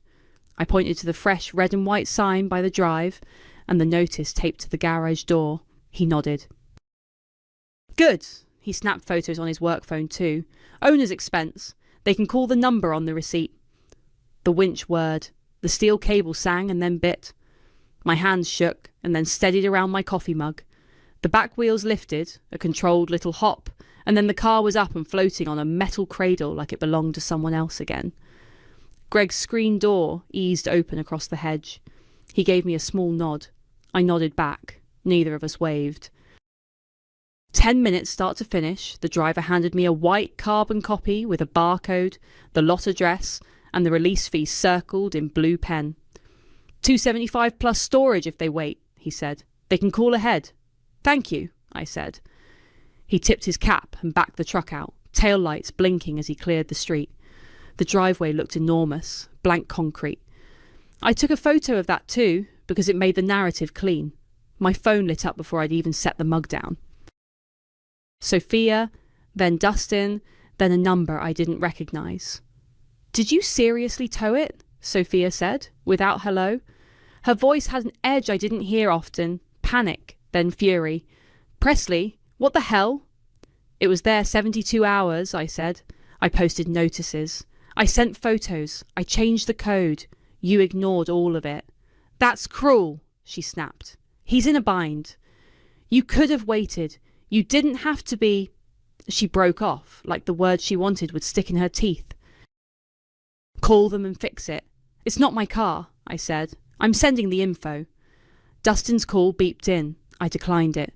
The unknown number came straight through with a text. "This is Jaden. You towed my car? This is messed up. I can't afford this. Can you just pay the release and I'll pay you back Friday?" "No," I typed. "Tow company. Number. Lot address. Address. Release fee $275. I snapped a photo of the tow receipt, wrote the phone number on a sticky note with call to release, and sent that too. Then I stuck a duplicate sticky note to my front door in case Jaden showed up. The family chat exploded like a small fire. Faith. "Presses. Be the bigger person. This is getting out of control. Mum." "Did you really?" Then a minute later, "Can we find another way? This feels harsh." Me. The car was worn Saturday morning. It was towed at 7:30 a.m. "Today after 72 hours. I have photos. Here is the lot info." I attached the same photo of the receipt and the sticky note. Sophia. "You don't even need that driveway during the day. You went nuclear for no reason." Me. "My driveway is not for rent. My garage is not a hangout. My neighbour complained. This stops." I put the chat on mute and set my phone face down. The quiet cracked open the day. I ran a load of laundry and then another just for the noise. By 10, the unknown number had texted 3 times. "They're saying I owe $275 today or it goes up tomorrow. This is insane. Please just help." And Sophia had switched to sending me old photos of us as kids with captions like, "Remember when you helped me move into my dorm? Where is that sister?" She was counting on the old script. I bend. She smooths. The problem dissolves around my accommodations. I rinsed a mug and turned on my laptop. First, I pulled the doorbell clip into an audio app and hit transcribe. It stamped the 11:58 p.m. timestamp right at the top and ghosted their words into text. Same 50, easy money off her driveway, laughter. I printed it and set it on the table. Then I opened a blank document and typed a list in clean black lines. Saturday 7:12 a.m. Notice placed on windshield and garage door. Photos attached. Sunday 7:18 a.m. Car still present. Photos attached. Monday 6:54 a.m. Car still present. Neighbour note previously received about late night noise. Monday evening. Additional notice checked, start charge taped. Text sent requesting no late night visits. Tuesday 7:30 a.m. Vehicle towed per posted sign and ordnance down number. Below that I added costs incurred because if we were going to do this like adults, we were going to do it like adults. Tow away sign, city recommended. 19 town 98 plus tax 20 toll. Cleaning supplies and time to remove bottles, charged clean garage entry, $40. Time spent rearranging boxes for access over 2 weekends, $60. Total, $100. I printed that too and slid it under the transcript. They looked official in a way that comforted me. At noon, Mom texted me separately. Sunday dinner, we'll talk it out. 5 p.m, I love you. Okay, I wrote back. I'll bring everything. I looked out at the driveway, all that blank sunlit space, and let my shoulders drop for the first time in days. My hands had stopped shaking. The rule was simple again.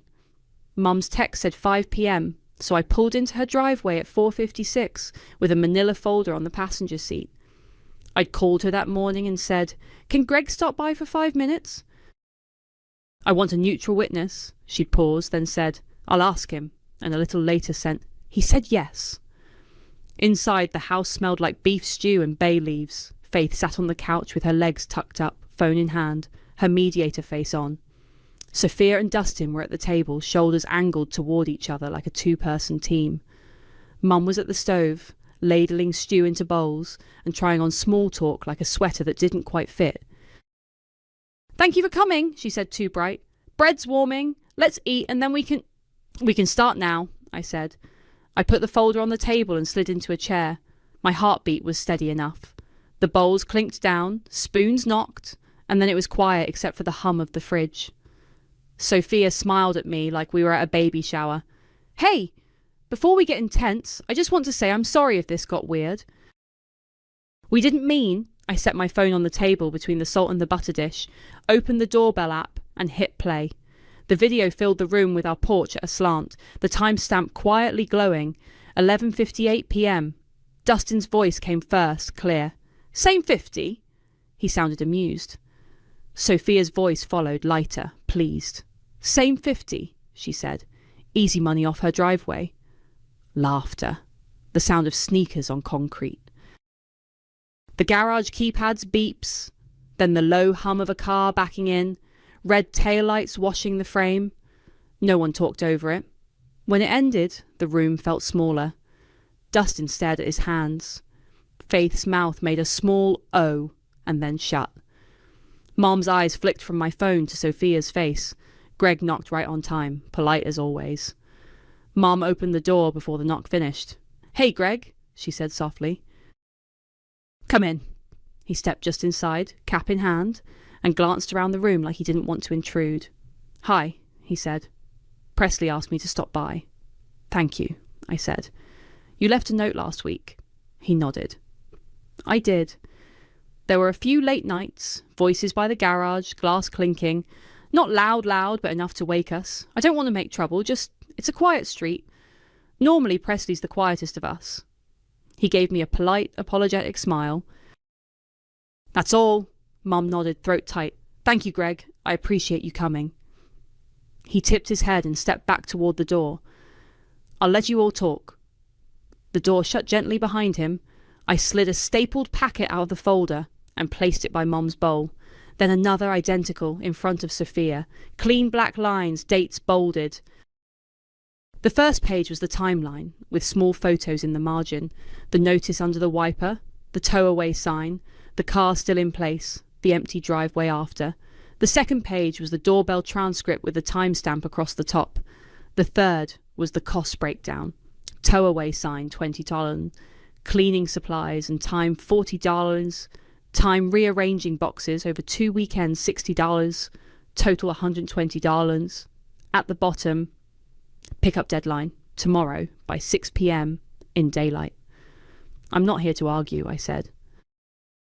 This is what happened. This is what it cost me. The car was towed after 72 hours with notices and photos. I work early. Greg asked for quiet. I'm asking you to collect your boxes tomorrow and to reimburse me $120 for the sign, cleaning, and my time.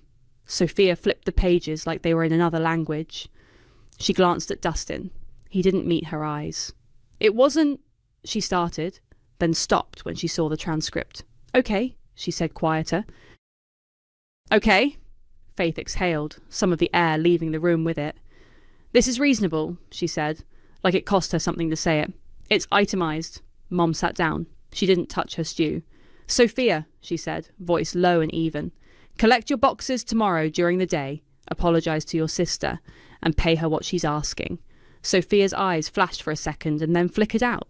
She reached into her bag and pulled out her wallet. Her hands shook. She counted 20s, slid them across the table, and didn't look at me until the last bill left her fingers. I'm sorry, she said, the words small and scratchy. I made it a joke, and it wasn't. I shouldn't have given out your code. I shouldn't have had people there at night. I shouldn't have let Dustin's friend park there. She swallowed. I'll get it all out tomorrow. Dustin cleared his throat. I'm sorry, he said, not lifting his eyes from the grain of the table. I thought it was no big deal. It was. I'll help. I counted the money, 120 exact, and tucked it into the folder with the receipts. Thank you, I said. Tomorrow by 6. I'll be home. Text before you come. The code is changed and it's going to stay that way, Sophia nodded. Mum's shoulders eased. Faith reached for her spoon like she'd been given permission to eat. Mum ladled stew into my bowl finally. I love you both, she said, looking between us, voice tired but firm. We're going to do better at respecting each other. Presley sets boundaries. We honour them. We ate. It wasn't celebratory. It was quiet and hot and practical. At the end, Sophia stood and hugged me, quick and awkward, like she wasn't sure what to do with her arms. I'll be there at noon, she said. We'll get it done. Good, I said. When I walked out to my car, the air held the last of the day's warmth. Greg's porch light clicked on as I passed his house. He lifted a hand.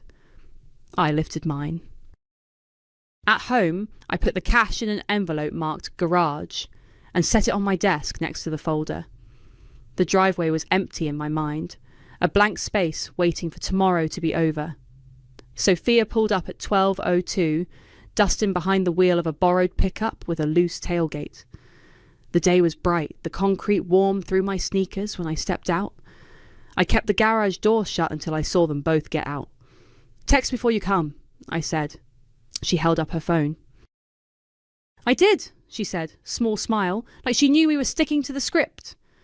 I punched in the new code and lifted the door. The smell of cardboard and dust came out in a wave.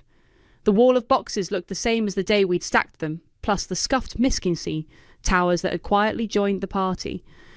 Dustin stood with his hands on his hips and nodded at the load. We'll get it, he said. Where do you want us to start? Back to front, I said. Nothing gets opened here. Take all of it. We fell into a rhythm. He took the heavy ones, she took the lighter tubs, I held the door and flattened box flaps that had worked loose. The lift gate squealed every time it latched. A spider scuttled from under kitchen, and Sophia squeaked like we were kids again. We didn't make eye contact when that old reflex made me smile. Where do you want the step ladder? Dustin asked after the second trip, pulling it from the truck bed. The pink lanyard was still looped around one rung. Back wall, I said. I leaned it against the studs and felt something unclench in my chest. Thanks for returning it, he nodded. Sorry we dragged this out. Sophia brushed a curl off her forehead. Same, she said. I shouldn't have turned your place into whatever that was. She carried a tub labelled linens to the tailgate and set it down softly like it contained something breakable. We found the evidence of the nights tucked into small places. A bottle cap under the rake, a paper bag folded into itself by the mower, a ring where a sweating six-pack had sat on concrete. I held the trash bag and they dropped things in without comment. The garage began to look like itself again. Empty floor, tools on hooks, the lawnmower handle back where my body expected it when I walked by. On the fourth load, Misk split a seam. Socks started to tumble out, a tangle of cords and a notebook with a cartoon on the cover. Sophia caught it to her chest. "I've got it," she said quickly. She wrestled the tape back in place. "Sorry." "Don't worry about it," I said. "Just get it out." We took a water break on the porch steps. Greg waved from his yard, a little salute with 2 fingers. He didn't come over. The tow-away sign near the driveway glinted, red and white and plain. I was keeping it. "You're not giving me the code, right?" Sophia asked, nodding toward the garage keypad, as if to show she understood the new reality. "No," I said. "If you need to come by, you text, and I'll be home. No exceptions." "Okay," she said, looking down at her knees. "That's fair." By 2, the back of the pickup was full. Dustin cinched a strap tight, and the garage echoed when I clapped my hands once to knock dust off. I pulled a printed sheet from a clip on the wall and pinned it where the holiday tub used to live. 1 page, plain font, no fluff. House rules, no storage without written start and end dates. No guests after 10 p.m. on the property, inside or out. No third-party use of driveway, garage or porch, ever. Any violations will result in towing or removal without discussion. Access by appointment only. No shared codes or keys. I snapped a photo and sent it to the family chat with a simple caption, "For reference." Mum hearted it within a minute. Faith replied, "Looks good," pinning this to the top, and added a thumbs up. Sophia sent, "Got it." No emojis. Dustin shut the tailgate with a solid thud.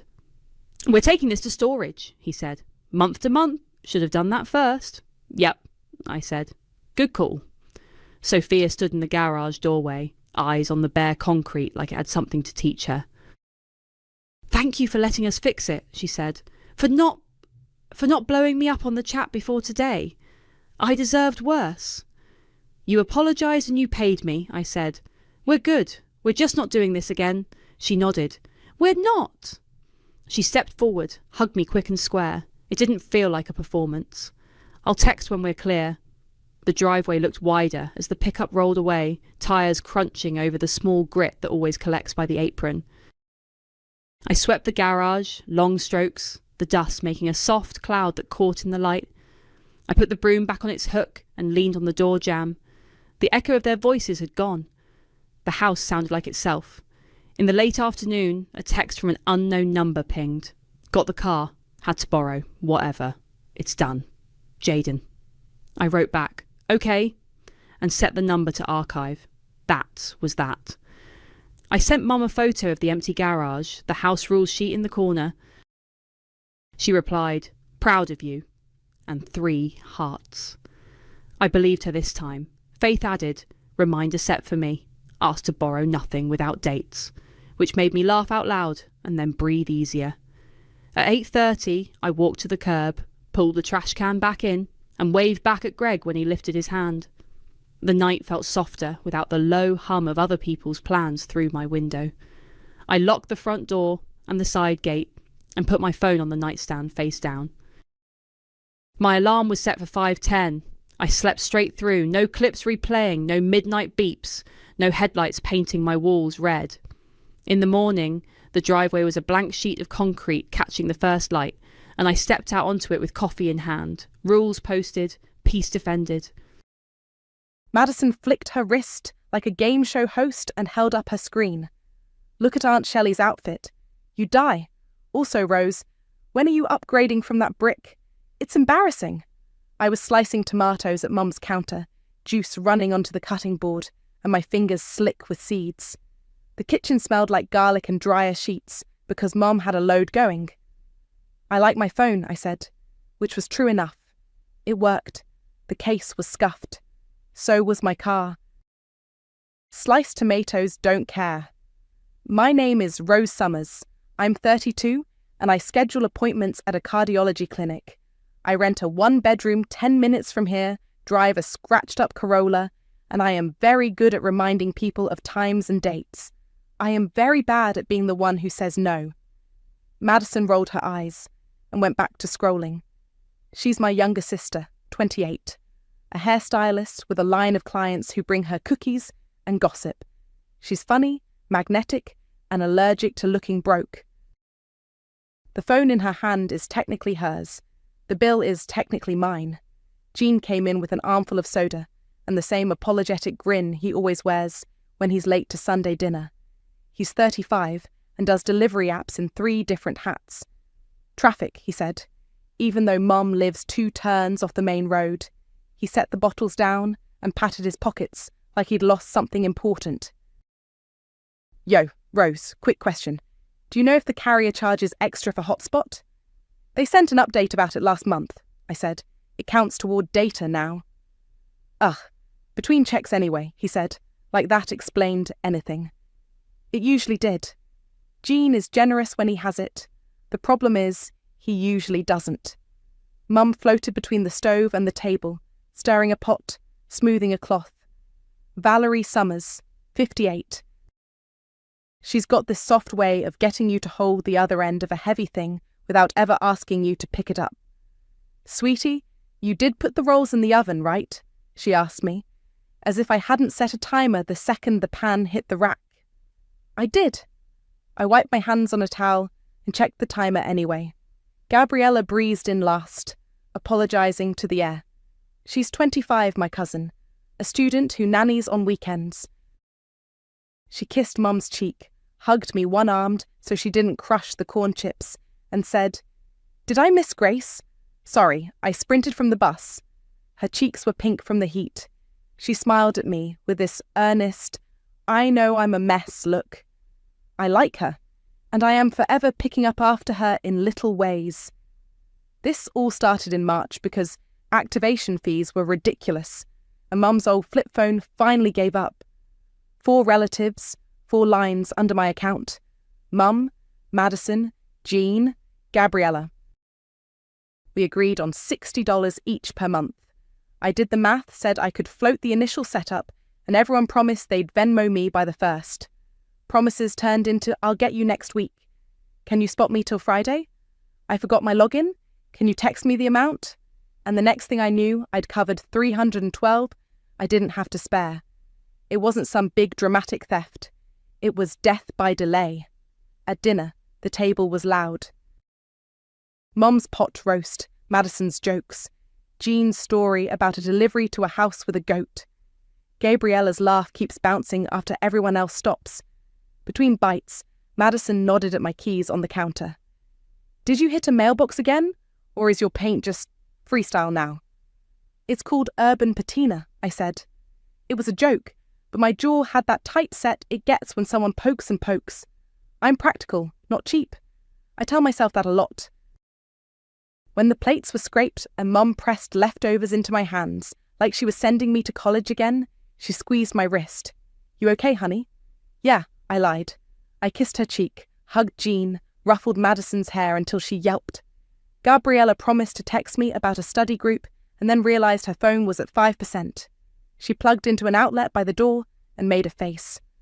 I keep meaning to buy a portable charger. She smiled. Next week. The drive home was familiar. 2 stoplights, the smell of fresh-cut lawns through my cracked window, a squeak in the back seat I've been ignoring. In my parking lot, I sat with the engine off and the radio on low. I opened my bank app, the negative space where money should be pressed up against the screen. I pulled out the Notes app, where I track things. Rent due on the 1st, gas creeping toward empty by Thursday, groceries, eggs, spinach, coffee, then the tally of unpaid phone shares. $312. I am the one who knows everyone's appointment times. I am allowed to set one for my own money. I put the grocery list on the counter, propped my phone against a coffee mug, and typed into our family group chat. Mom, Madison, Jean, and Gabriella. Balance due by Friday, 5 p.m, or lines pause. No exceptions. The dots appeared. Madison. LOL okay, boss, with a row of laughing emojis. Jean. Friday for sure, sis. Gabriella, a sun emoji, and I'm studying, sorry. Like that paid anything. Mum, we'll sort it out. I turned the screen, brightness down, set the phone face down on the counter, and decided I wouldn't blink first. Monday started with the clinic phones lighting up like a slot machine. Cardiology scheduling? This is Rose, date of birth? I said it so many times it ran smooth as coffee. The waiting room smelled like disinfectant and cinnamon oatmeal because someone burned a packet in the break room again. Between calls, I glanced at our family group chat. My message from last night sat there, a little grey rectangle with no exceptions at the end, like I'd pinned a note to my own shirt. At noon, I ate yogurt at my desk, while Brenda from billing waved a flyer about a lake day. You coming Saturday? We rented kayaks. Maybe, I said, which meant no. My grocery list was open in my notes app next to a line that just said, phones, $312. A bank alert slid down the top of my screen, low balance notification, and I turned my phone face down like it could be offended. Tuesday, a text from Jean came in before my alarm. DoorDash was slow, Friday for sure, with a flexed bicep. I could picture him in one of his hats, phone on the dash, promises on loop. Friday at 5, I typed back, no emojis. An hour later, Gabriella sent a sun emoji and, studying, sorry. I could hear her voice in my head, cheerful over the apology. I reacted with a thumbs up and left it alone. If I said more, she'd promise more, and then I'd be the one chasing. Mum called that night while I was portioning leftovers into those stained containers everyone pretends they don't see. Hi, honey, she said, voice soft as a blanket. I could hear her TV and the dryer tumbling, something that had been tumbling all day. Don't be mad, but maybe don't embarrass anyone. If they need a week, let them have a week. I pinched the edge of a container until the lid snapped. Friday at 5, Mum. A pause, then her sigh. You know your brother's pay is up and down. And Madison, she has that rent due with Gunnar. We can work this out without making anyone feel small.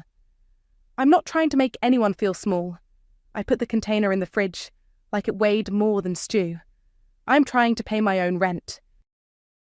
You're included, Mum. It's all of you.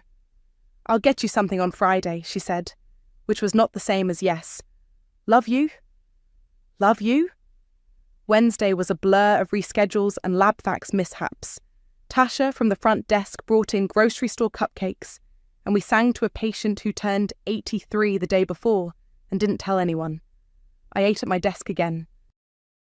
My phone buzzed with a calendar reminder I'd set for myself.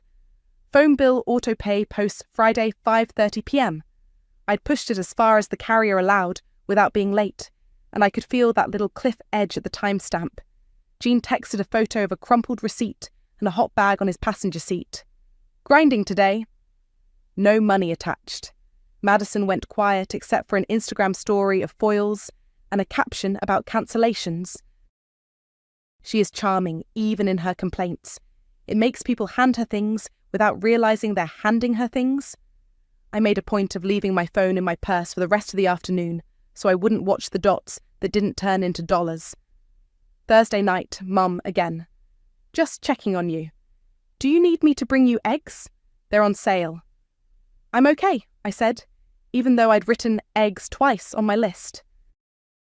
Same plan for tomorrow. You know I worry that people will think you're hard, she said gently. I know. I pressed my fingers into the muscle at the base of my neck until it softened. I'm not trying to be hard. I'm trying to be clear. A beep in my ear told me another call was coming through. Madison. I clicked over. Hey, she said. I could hear salon chatter, blow dryers, music. Saw your little message. Chill. Friday. God. 5 p.m, I said. Yeah, boss, she said, teasing on top. Something edged under it. I'm literally with a client. Okay, talk later. Friday. The clinic was short-staffed, and every other caller told me they'd been on hold forever. I kept my voice calm and slid appointments around like tiles. At lunch, I didn't pretend. I ate crackers and stared at my bank app until the numbers blurred. The carrier's app icon stared back from the next screen, bland and polite. At 3:12, a text from Gabriella. Exam this morning was so hard. I'm napping, but I'll send it tonight. Sun emoji. She meant it. She also meant tonight, like it was an elastic shape. At 3:40, Jean. Dinner rush will hit. I got you later. At 4:08, Mum. Don't forget to eat. Love you. I left at 4:30, drove the 10 minutes home with the AC pushing dust through the vents, grocery list on the passenger seat like a dare. In my kitchen, I set my keys by the bowl where coupons go to die and checked the microwave clock. 4:52. The apartment felt very quiet. The neighbour upstairs had their TV on soft, some game show applause pattering like rain. I opened my bank app. No new deposits. The same thin line in the checking account. The same autopay scheduled note, like a footnote you can't erase. I put my phone on the counter, plugged it in, and watched the minute change. 4:57. 4:58. I thought about every next week that had turned into me, transferring from savings and calling it fine. My palms were damp. I wiped them on a dish towel even though I wasn't holding anything. 4:59. The phone buzzed. A text preview from Madison. Running around, don't freak. The clock turned to 5. My heart felt loud enough for the upstairs neighbour to hear. I didn't move. I just let the seconds walk past me toward the line I'd drawn. At 5:05, I poured a glass of water and stared at the clock, like I could slow it down. At 5:12, I checked my bank app one more time. Nothing new. The same thin numbers, the same autopay note waiting like a trapdoor at 5:30. At 5:15, I opened the carrier app with clammy hands. Manage lines. The list came up with our names the way I'd labelled them back in March because I knew I'd forget which number was whose. Mum, Madison, Jean, Gabriella, me. I tapped Madison first. Suspend line. A warning popped up about voice and data being blocked until I restored it. Confirm. The spinner turned, then a green check. Jean next. Confirm. Gabriella. Confirm. Mum. My finger hesitated, guilty prickle running up my arms, then confirm. My own line stayed lit. I put the phone on the counter and exhaled through my teeth. In the quiet of my kitchen, the neighbour's TV laugh track swelled and faded. 2 minutes later, my phone buzzed with a text from an unknown number. What did you do? I didn't need to ask. Who is this? Gunnar. Mad's phone is dead or something. I took a screenshot of my message from Sunday night with the timestamp and the no exceptions, sitting like a period I'd nailed to the wall. I sent it back with, unpaid $312, prepay to reinstate. 3 dots then. She was going to send it later. Friday at 5, I wrote, it's 5:19. No reply. Another buzz. This time from Facebook Messenger. Jean's profile pic of him in a ball cap and sunglasses, filling the bubble. Sis, my phone's not ringing. Did the company cut me off? I'm at the gas station. I sent the same screenshot, same line. I suspended unpaid lines. Prepay and I'll turn it back on. Come on, he typed. Dinner rush is in like an hour. I was literally about to go online. Then you'll have the money fast, I wrote. My hands shook and I set the phone down to stop seeing it. I went to the pantry, pulled out pasta and a jar of sauce, because cooking something gives my hands a job. The pot rattled when it hit the burner. I salted the water like I was blessing it. The phone rang, an actual ring I didn't recognise. I looked. Mum's name, but with a number I didn't have saved. I let it go to voicemail and listened as soon as it clicked over. Hi, honey. It's Mum. I'm at Mrs. Klein's next door. I can't get into my patient portal and it's giving me that error again. Could you swing by or call me? Also, about the phones. Her voice trailed into a sigh before the message cut off. The timestamp said 5:28. My bank app flashed a notification, auto pay processed. A dull thud in my stomach answered it. I stirred the sauce to keep it from sticking and told myself out loud, you did what you said. By 5:45, Gabriella's name popped up as a chat on Instagram. She must have been on campus Wi-Fi or at the nanny house. Are our phones broken? My texts aren't sending to anyone? I pasted the same screenshot again. Not broken, suspended. 312 owed. Prepay to reinstate. Oh. Her typing bubble blinked, stopped, blinked again. I have a check from Nana to deposit tomorrow. I can send you from that? I'm sorry, I've got the date. It's been the same date since March, I typed, and then deleted it. Okay. Let me know when it's sent. I drained the pasta and added peas from the freezer, because I always do, the steam fogging my glasses for a second. My phone chimed once, twice. Gunner again. Mad says you're being dramatic. It's a phone bill. Then it's an easy fix, I wrote back. I ate standing up at the counter, half relieved, half sick, like I'd jumped off a low ledge and wasn't sure how hard I'd land. The apartment smelled like tomato and laundry detergent. I put the leftovers in a container and snapped the lid harder than necessary. At 7:10, my phone buzzed with a new text from Gunner's number. Cookout tomorrow, come by at 3. There was a smiley face that didn't look like Madison's usual barrage of emojis. Too neat, too polite. The tone was all sugar. I could hear the grit. Okay, I replied. No exclamation point. I rinsed my bowl, turned off the kitchen light, and sat on my couch with my legs tucked under me. Notifications came and went. Jean's, I'll hit you later tonight, which didn't happen. Gabriella's, I'll deposit first thing. Mum's second voicemail from Mrs. Klein's number, gentler, call me when you can. I watched a cooking video without turning the sound on, and let the night move around me. The lines were off. My line was on. I'd said I wouldn't blink first. I didn't. I showed up at 3 with a bowl of corn salad sweating through its plastic wrap. Lime, cilantro, feta, the good frozen corn I browned in a skillet so it wouldn't taste like a can. Madison's yard is really a rectangle of patchy grass behind her building, a fence on one side, the parking lot on the other. Folding chairs sprouted wherever someone saw shade. A card table held paper plates, ketchup, and a mountain of hamburger buns like a car bolter.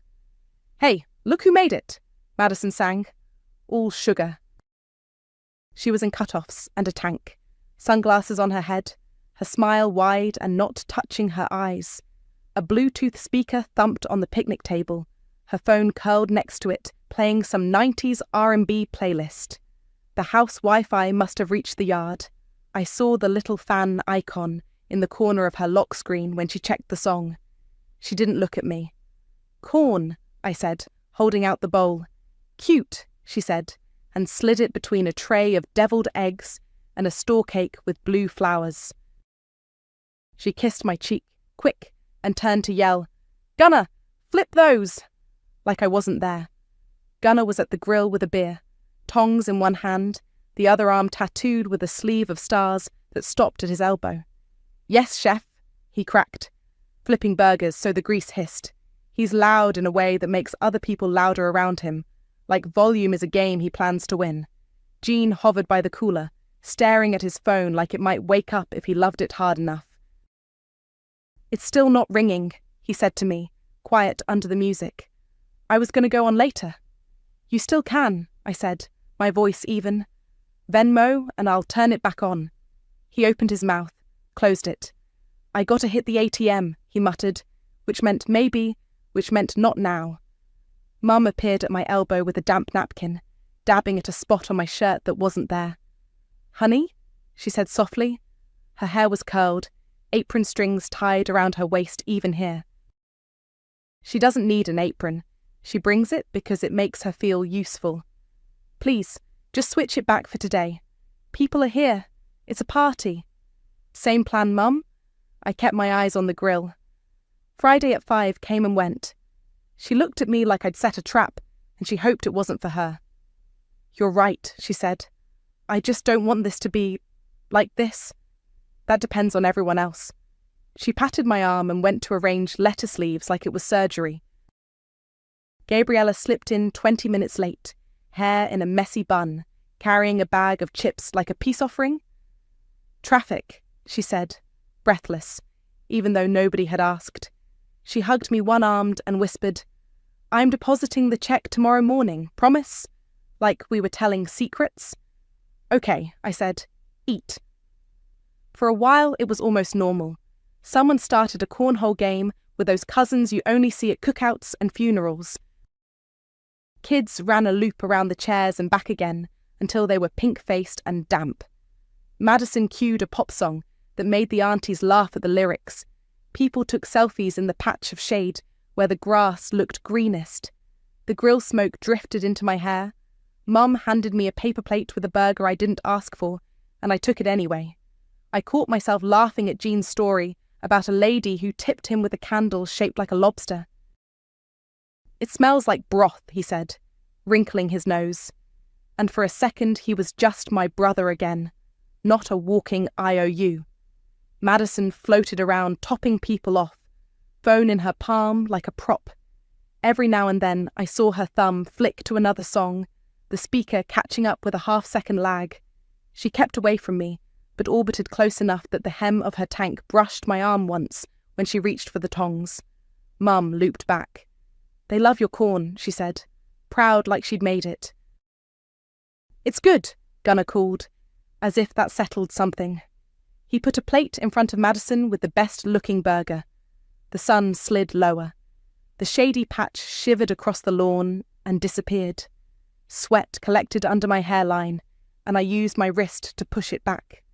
For that minute, if you squinted, we were just a family with paper plates and laughter, not a calculator in my pocket, clicking up past $300. Mid-song, the music hiccuped. A skip, like a scratched CD, then silence. Madison tapped her screen. The song title loaded and stalled. The little spinning wheel stuck. The yard went quiet with it, in that way sound does when everyone expects the beat to drop, and it doesn't. "Hello?" she said to her phone, frowning. She held it higher like better air would help.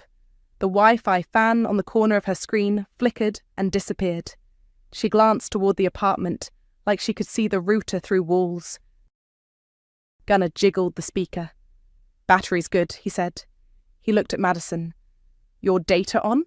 She shot me a look over the top of her screen, the kind that could cut up a person and sort them into categories. A breath passed. 2. The heat hummed. Somewhere a kid dropped a beanbag, and it thumped against the grass. Madison tapped harder like force could fix it. Nothing. The quiet got big. People looked at me the way they look at a smoke alarm that won't stop beeping. The problem and the fix in the same body.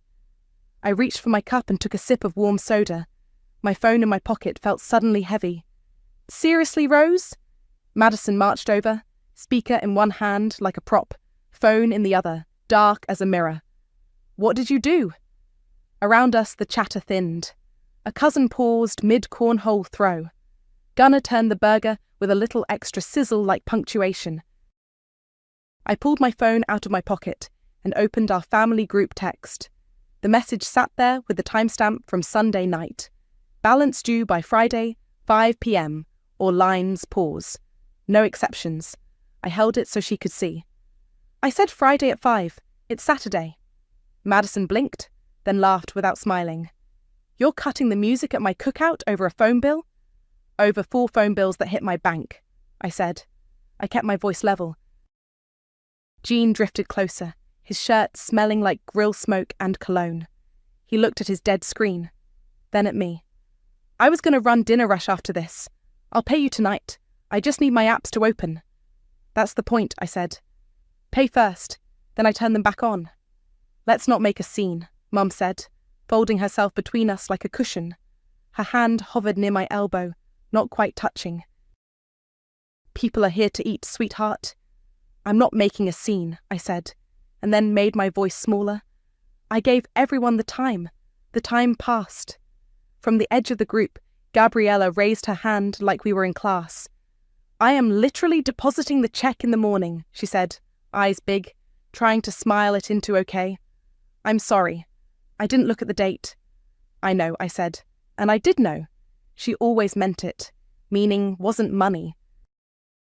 Madison shook the speaker like it was misbehaving on purpose. "You could have waited one day, Rose." I waited since March, I said. I didn't add that the autopay hit last night, whether they laughed or not. My stomach did that small twist anyway. Gunnar stepped away from the grill, tongs in one hand, shoulders squared. His voice carried. It's a phone bill, not a car note. Chill. We're literally grilling burgers. I am chill, I said, steady. Your data works. Mine does too. The lines I pay for don't. Okay, boss, Madison said, the same joke she'd texted, sharper in the air. She glanced around at the faces watching, and I could see the calculation. Her party, her people. You're doing the most to prove, what? That you can hit a button? That I can keep my own money in my own account, I said. I thumbed the screen and brought up the carrier app, just to have it there. A security blanket with a corporate logo. Jean blew out a breath. You know they tip after 8, he said. I was counting on that. You cut me off at 5. I said 5 all week, I replied. His jaw flexed. He knew I had, and he hated that I had. Mum's smile was the one she wears to church when the hymn is unfamiliar. Madison, why don't we just... Gunnar, play something from your phone, please. We don't have to... I'm not putting my playlist on your Bluetooth, Gunnar said, half joking, half not. It'll blow it up, or some junk. He looked at me like I was a riddle he didn't feel like solving. It's a phone bill, not World War III. The heat crawled up my neck like a hand. I could feel eyes on my face, waiting to see if I'd pop or fold. I took a sip of my soda and set it down on the card table, right next to the stack of napkins and a glitter of sugar from someone's cake slice. Rose. Madison's voice lowered and came closer. She held her dead phone up between us like a mirror. I could see myself in the black glass, small, sweaty, jaw tight. People are here? This is embarrassing. For who? I asked. Not mean. Curious, honestly. For you, she snapped, then pulled it back a notch when she caught the way heads turned. Softer, teeth still in it. For all of us. Gabriella piped up, trying to soothe. We can use my iPad inside for music, she offered. I think it's charged. Or I can ask the downstairs neighbour. He always plays EDM. No, Madison said quickly.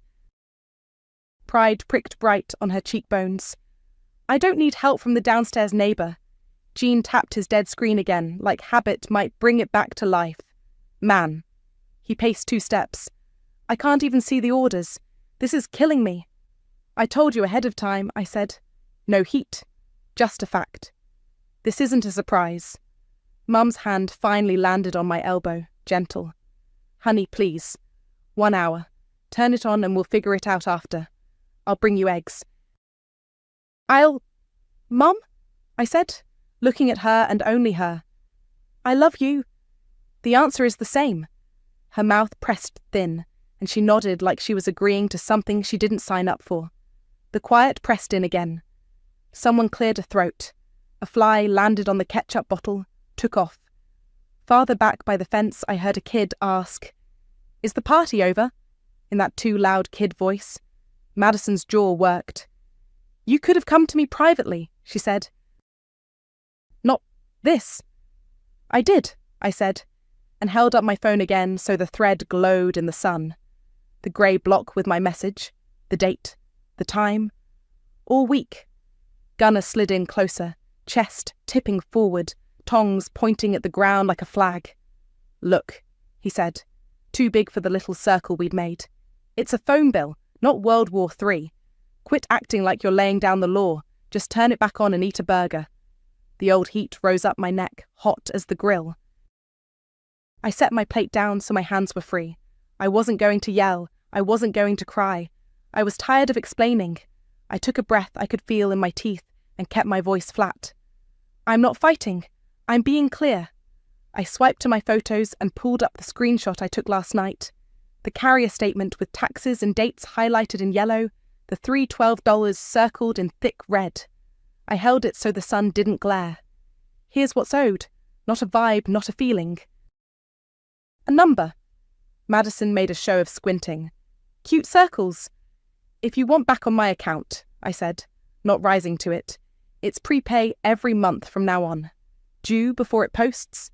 Otherwise, you transfer your number out, and we're done. Prepay? Jean repeated, like it was a foreign word. Before, I said. Not after dinner rush? Not next week? Before. I'm not fronting it anymore. Madison huffed a laugh. I don't carry cash. Venmo, Zelle, Cash App, I said, ticking them off. Or your boyfriend can spot you, and you can pay him back. Gunner's eyebrows went up. Why am I in it? He'd been ready to argue a principle, not float an actual bill. You're not, I said without looking at him. She is. Jean looked down, working the corner of his wallet with his thumb. I mean, I've got... He pulled out 2 20s and a soft handful of ones like they'd been hiding. 40-something. I didn't even know I had this. That can start, I said. He stared at the cash, like he'd pulled a rabbit from his pocket. I was saving that for gas, he muttered. You'll have data once you help pay the bill, and then you can make more money, I said. And it was almost kind the way I said it. He knew I was right. It made him look away. Gabriella bounced on her toes like she had to pee. Give me 2 seconds. She jogged toward the parking lot, ponytail bobbing. She came back with a big manila envelope, grimaced. I was going to mail this to the bookstore for used textbooks. She peeled it open and slid a stack of bills out, cheeks pink. I can replace it after I deposit Nana's check tomorrow.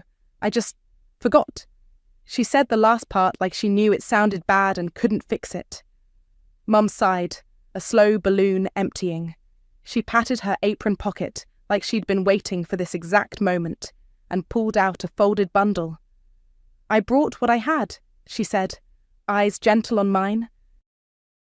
I knew you meant it. She didn't say sorry. She didn't have to. The money sat heavy in her palm. Madison rolled her eyes so hard it felt like wind. This is ridiculous. Passing a hat in my yard? At my party? I sent the invite, Gunner said under his breath, then pretended he hadn't. I kept my tone even. This covers last month. From now on, it's prepaid by the 1st. If it's not in by then, you're off, and you'll transfer out. I'll help with the port pin if you want to move now. No hard feelings. Hard feelings, Madison echoed, tasting the words like something she might spit out. You're making rules like your management. It's my account. It's my money. I turned the screen and showed the red circle again, because sometimes pictures work better than words. I'm done being the float. Aunt Patricia drifted closer, with a plate like she meant to ask for coleslaw, and got stuck in the gravity of the circle. She looked from our faces to the cash like she wanted to be anywhere else. Behind her, someone restarted half a laugh and let it die. Jean shoved the 2 20s and the ones into my hand before he could change his mind. There, he said, like ripping a bandage. I'll hit the ATM after I eat. Thank you, I said, because thank you was the right size for that. Gabriella set her envelope on the card table and pushed it toward me with one finger. Take it, she said, then chewed her lip. I'll make it work. Text me when you deposit, I said. We'll get you square. Mum placed her folded bills on top of the envelope, like she was laying down a peace offering at church. I'll bring you eggs anyway, she murmured, a habit she couldn't break. I nodded, even though we both knew the eggs were not the point. Madison watched the little pile grow, arms crossed, jaw set. I told you I don't carry cash, she said again, stubborn as a locked door. I shrugged. Then send it digitally. I know you have all the apps, or Gunner can... I said I don't need Gunner to pay my bills, she snapped, pride flaring bright. Gunner held up his free hand, tongs dangling. I didn't say... You don't have to say anything, she said, cutting him off without looking at him. Her eyes were on me, like this was a showdown in a grocery store aisle. I glanced at the torn paper towel under the envelope, at the condensation ring my soda had left on the table. My phone buzzed with nothing important, an email from a store I don't shop at anymore. I turned it face down and waited. Madison blew out a breath. The edges of her sunglasses dug little crescents into her hair where they rested. This is so extra, she muttered, then pivoted toward the back door. Fine. She disappeared into the house, the screen door clapping once behind her. A murmur went up around us, not words so much as the sound of people thinking. Gunnar shifted his weight like he wasn't sure whether to follow. He didn't. I stood there with my hand on the envelope, the sun warm on my shoulders, the smell of grill smoke and cut grass all around. Mum touched my arm, a small approval. Jean picked at the label on his beer. Gabriella bounced her knee, a nervous metronome. The screen door squeaked again. Madison came back out with a wad of crumpled 20s in her fist, eyes hard, chin lifted like a dare. She walked straight to the table and set the money down on top of the others without breaking eye contact. Then she looked away first. Madison's money hit the pile with a damp slap. Grease smoke had settled over everything. Even the bills smelled like burgers. "Count it," she said, chin up. We did. Jean handed over his 2 20s and a clump of 1s. Mum unfolded her tidy stack toward the middle, smoothing the edges like she was setting a table. Gabriella slid out 20s and 10s from the manila envelope, apologizing between each one like that changed their value. Madison's crumpled bills came last, all 20s rescued from pockets and a coffee can, if I had to guess. I lined them up on the picnic table, dragging a corner of a paper towel under my fingers to wipe off barbecue sauce spots. 20, 40, 60. I said it out loud so they could follow, so I wouldn't lose track.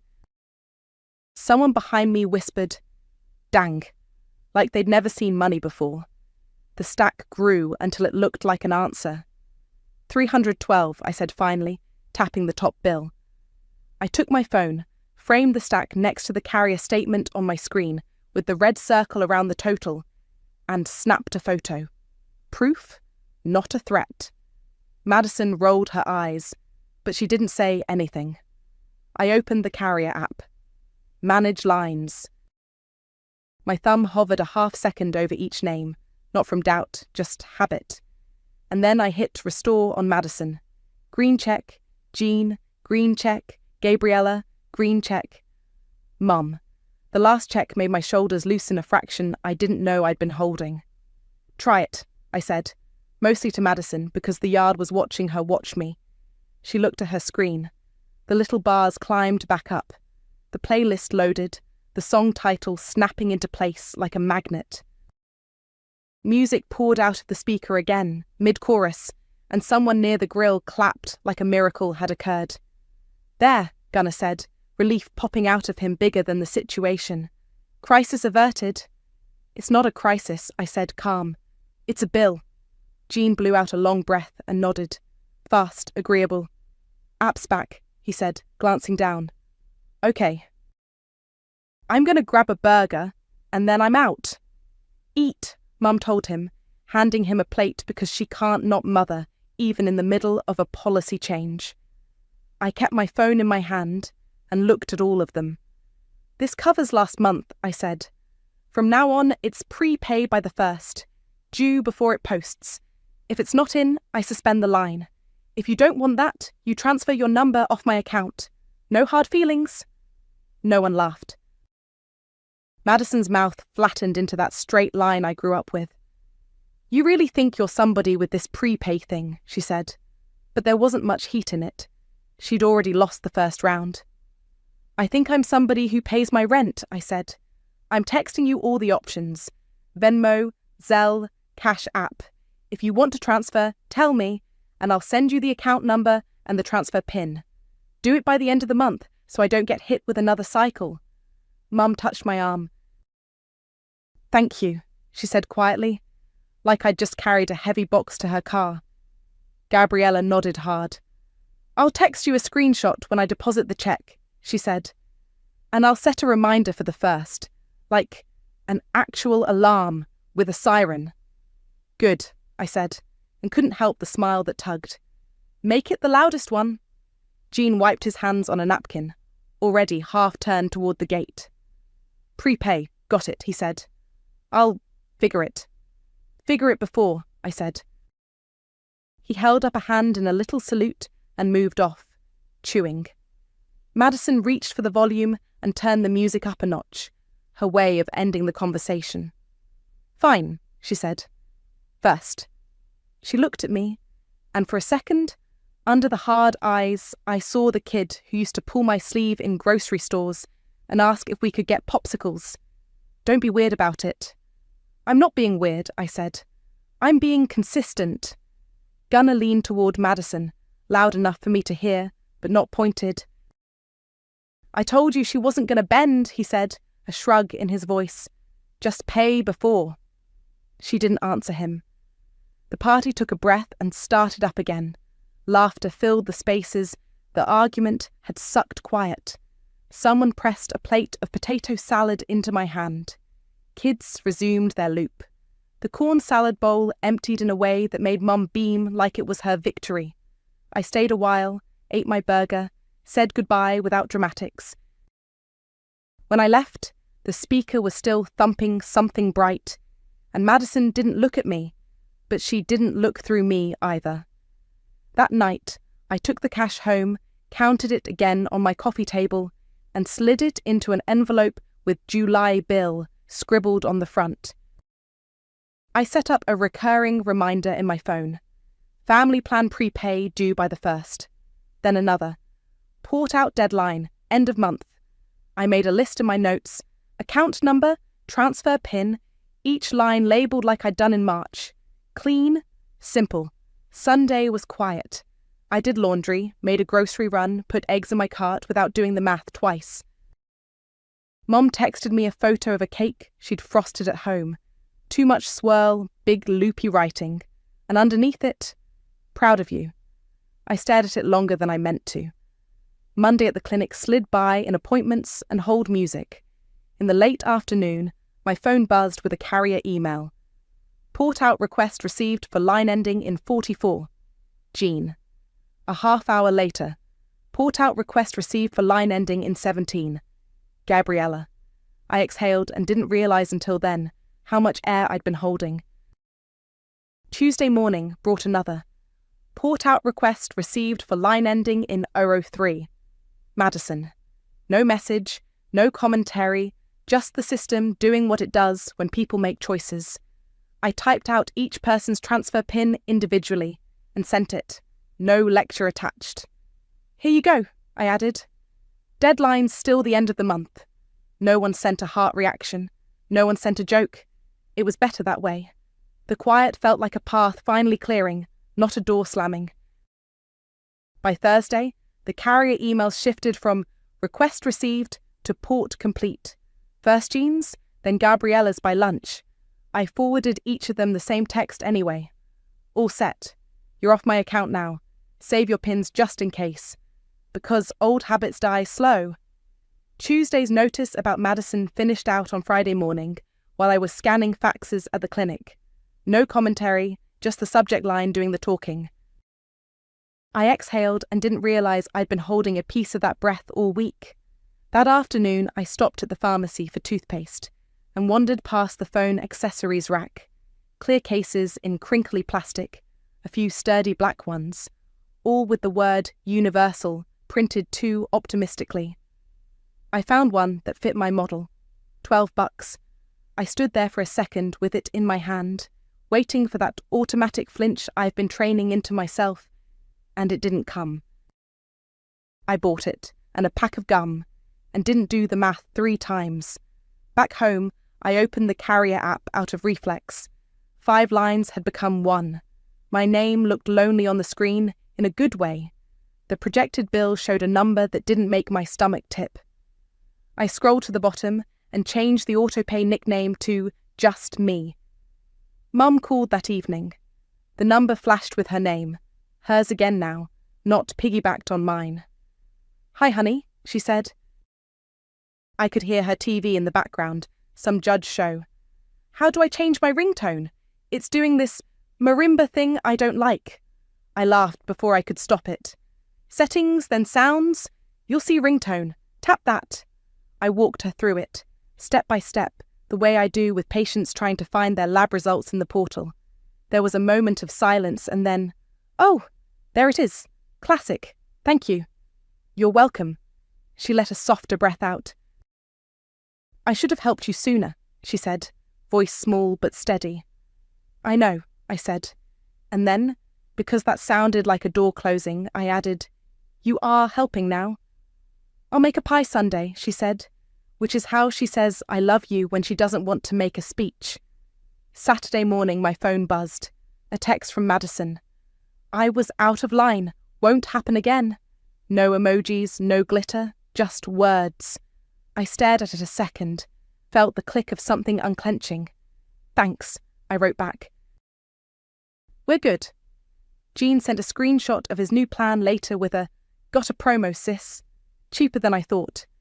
I sent back a thumbs up and resisted the urge to ask for details like I was HR. Gabriella texted me a photo of a bank deposit slip and then a string of sun emojis by force of habit.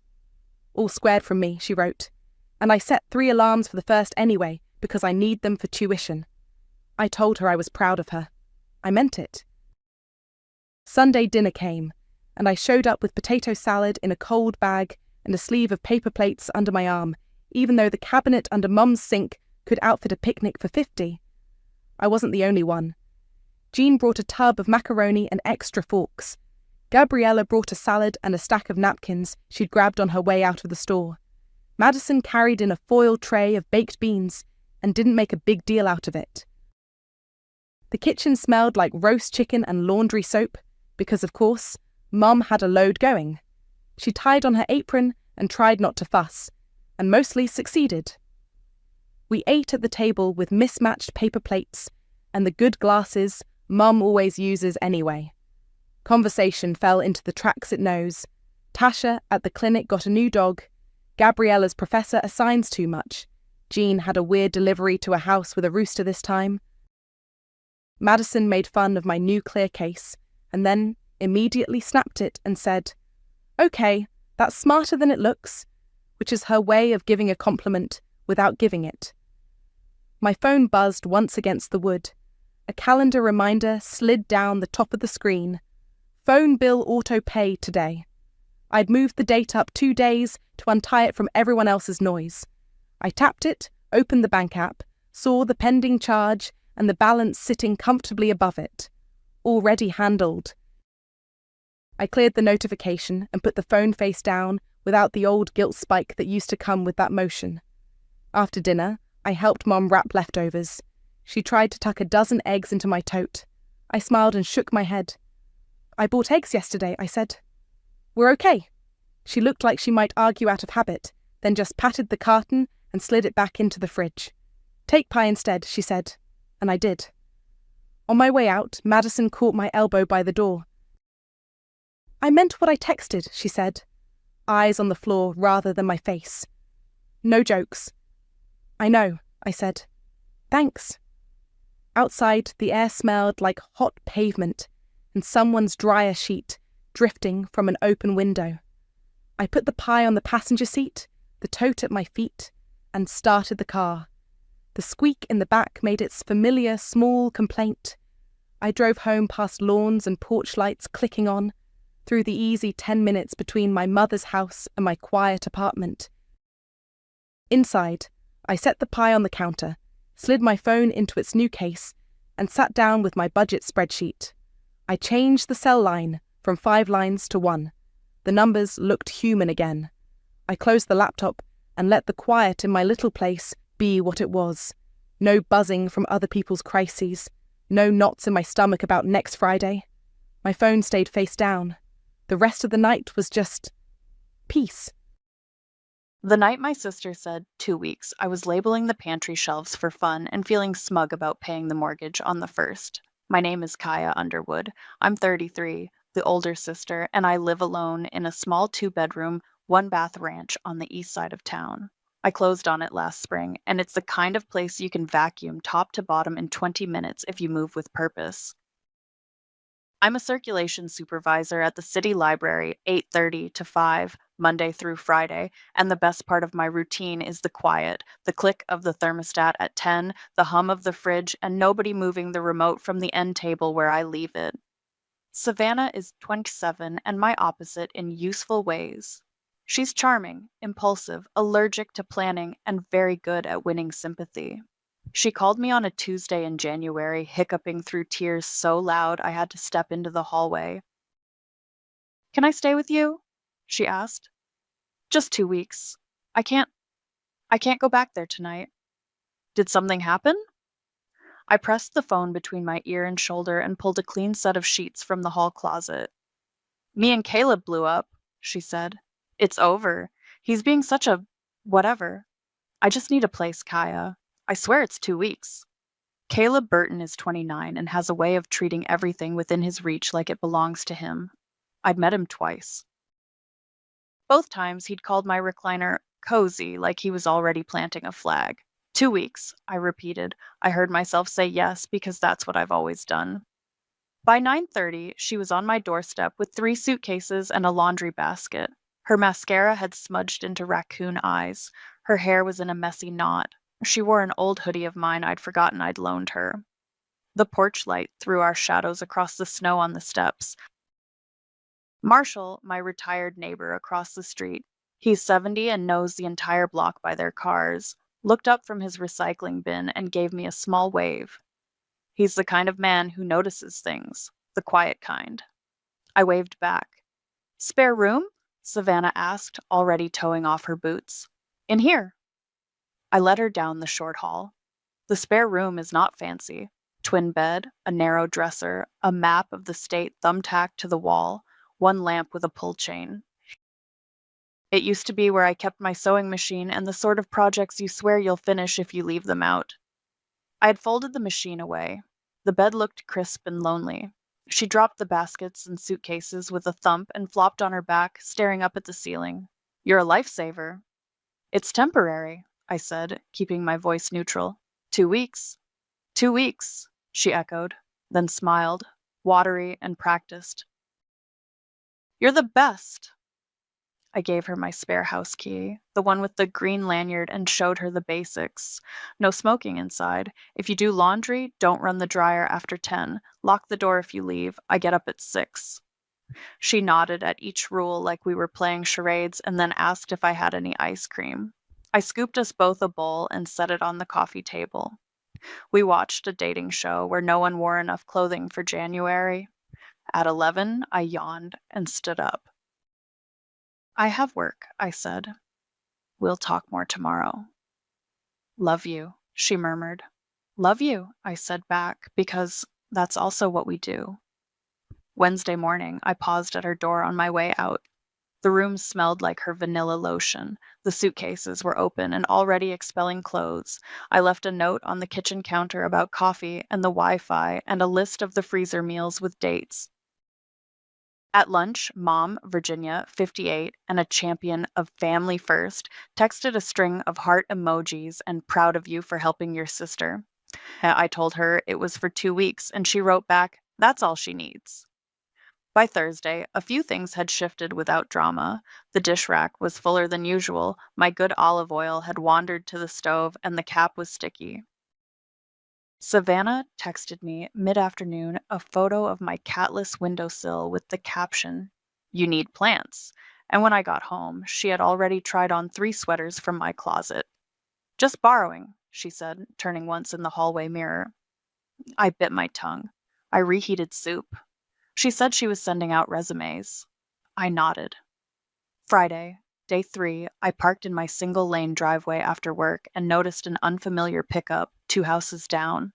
Caleb's truck. My stomach dropped, but I told myself he must be here to talk on neutral ground and then leave, like adults do in January when there's nowhere to sit in the park. Inside, my recliner was occupied. Caleb was barefoot, leaned back like gravity had selected him as the new owner. He lifted a hand at me with a grin that didn't ask permission. "Hey, Kaya," he said, as if this was his living room. "Sav's in the shower. I'll grab something from our kitchen." Caleb didn't wait for an invite. He padded into the kitchen like he lived there, opened my fridge, and took the last of my sparkling waters. "Those are mine," I said, setting my bag on the counter. He winked. "Ours, right?" Savannah came out in my robe, hair wet, and nodded on top of her head. "Don't be weird, Kaya. We're just talking." Talking turned into him staying for dinner. He inhaled half a pan of lasagna I'd portioned for the week and turned the thermostat up with the ease of someone changing a song. The quiet click at 10 didn't happen. The house hummed like July. "It's January," he said when I reached for the dial. "You like living in a meat locker?" "I like my utility bill under a car payment," I said, turning it back down. He shrugged and put his bare feet on the coffee table. Savannah gave me her bright, tired smile that always asks for just one more exception. "We're trying Kaya." By Saturday, he was there again. Sunday, too. Monday, he was there when I left for work, and there when I got home. He came with different shirts and a duffel I didn't remember him carrying in. He was suddenly always in the recliner, always barefoot, always just about to grab something from our kitchen. Dishes multiplied in the sink like rabbits. The dish rack was full, then empty, then full again, without anything ever quite returning to the cabinet. He was around for warmth and food and gone at trash time. I started moving my wallet and keys into my bedroom at night. I started writing down the thermostat set point on a sticky note before bed, and again when I woke up. 68 became 74 whenever I turned my back. The heater coughed, ran, coughed. I put a blanket on my lap. Caleb laughed at the blanket like I was doing a bit. On Wednesday of the second week, I opened the fridge and stood there silently counting. 2 cartons of eggs gone in 3 days. A whole gallon of milk.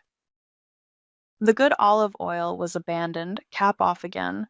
A family-sized cereal box I'd bought on Sunday was a quarter full. Savannah watched me count. "We're trying, Kaya," she said again, softer, like it was a spell. "Caleb's between jobs until the new job starts. It's just a couple weeks." 2 weeks, I said. "That's what you asked me for." She nodded so hard the strand of hair at her temple bounced. "Exactly." That night I called Mom. I was careful. "I'm happy to help," I said. "But the heat is set to 75 like it's a resort, and I buy groceries for one." Mom sighed. I could hear the evening news in the background and the scrape of her mug on the counter. "Family doesn't nickel and dime, Kaya." "I'm not nickel and diming. I'm stating facts." "Facts can be hurtful," she said, and switched to her soothing voice. "It's cold. She's upset." 2 weeks is nothing in the scope of a lifetime. I looked at the thermostat, blinking 73 from the hallway, and pressed my tongue to my molars. "Okay," I said. 2 weeks." Caleb started parking in my driveway like he had a deed to it. My driveway is single file. I keep my car tucked up by the house so I don't have to scrape as much in the mornings. He left his truck nosed up and hanging over the sidewalk when there wasn't room. Marshall watched from his front window one afternoon and shook his head at me, a small tilt that said, "You sure about this?" "Could you leave the driveway open?" I asked Caleb, keeping my voice even. "Street parking is fine, and I have to be out by 8. "Street's a mess with the plows," he said, jingling his keys. "Also, toolbox in the back. I can't risk it." "It's a public street," I said. "Everyone else manages." Savannah appeared in the doorway, smile already in place. "We're trying, Kaya." Friday morning, I woke at 6 to a silent house and the thermostat at 75. I turned it down and made coffee. At 7:50, I zipped my coat, slung my bag on my shoulder, and walked out to my car. Caleb's truck was parked directly behind me, bumper a foot from my trunk, idling cold. Keys not in the ignition. No Caleb. I went back inside. "Caleb," I called down the hall. "I have to leave." A muffled, It's 8. I stood outside the spare room door and knocked once, hard. "I need you to move your truck." He opened the door in my robe, and squinted at me like the hallway light was the enemy. "Relax," he said, scratching his chest. "We're family." "I'm going to be late," I said, too loud. "Move your truck." He blinked, slow as syrup. 2 minutes. It took 10. I texted my manager at the library and said I'd be there by 8:45. Caleb shuffled past me in socks, jingled his keys like he was doing me a favor, and took his time clearing the windshield with the wipers. He didn't look at me when he backed out. On my way down the steps, Marshall called across the street without leaving his porch. "You okay, Kaya?" I'm fine, I said, because I was not going to cry in my driveway. He nodded once. Holler if you need anything. I got in my car, checked the time, and gripped the wheel until my fingers marked the leather. I told myself I'd go over numbers calmly that night. No edge, just facts. Then I merged into traffic, already late, heat set to an affordable 68. I went home that night and opened 3 tabs: gas, electric, water. Each had a cute little bar chart. Each bar in January was a skyscraper compared to last January. I pulled last month's bills out of the folder in the drawer and wrote numbers on a pad: average therms, average KW, gallons, then the current month to date, then the difference. I added in the fixed fees. I kept groceries out of it on purpose. Hey, I said when Savannah wandered into the kitchen in socks. I slid the pad across the table. Utilities are spiking. If we keep this up, the difference this month will be about $320. Can you cover that? She squinted at the columns like they were a magic eye puzzle and then laughed, short and surprised, like I'd done a bit. Kaya, seriously? Mom says family doesn't nickel and dime. This isn't nickel and diming, I said steady. It's the bill. I'm not asking for rent. I'm asking for the spike. We're trying, she said, and the smile was there again, tired and glossy. Caleb's between jobs. 2 weeks turned into whatever, but we're lining things up. Can you cover the 320? She looked at the ceiling, the way she does when she's trying to pull a miracle from thin air. Maybe next month. Caleb's new job is supposed to start. Could you just, please, be cool? For now? I tucked the pad back into the drawer. For now is turning into expensive. She drifted toward the living room.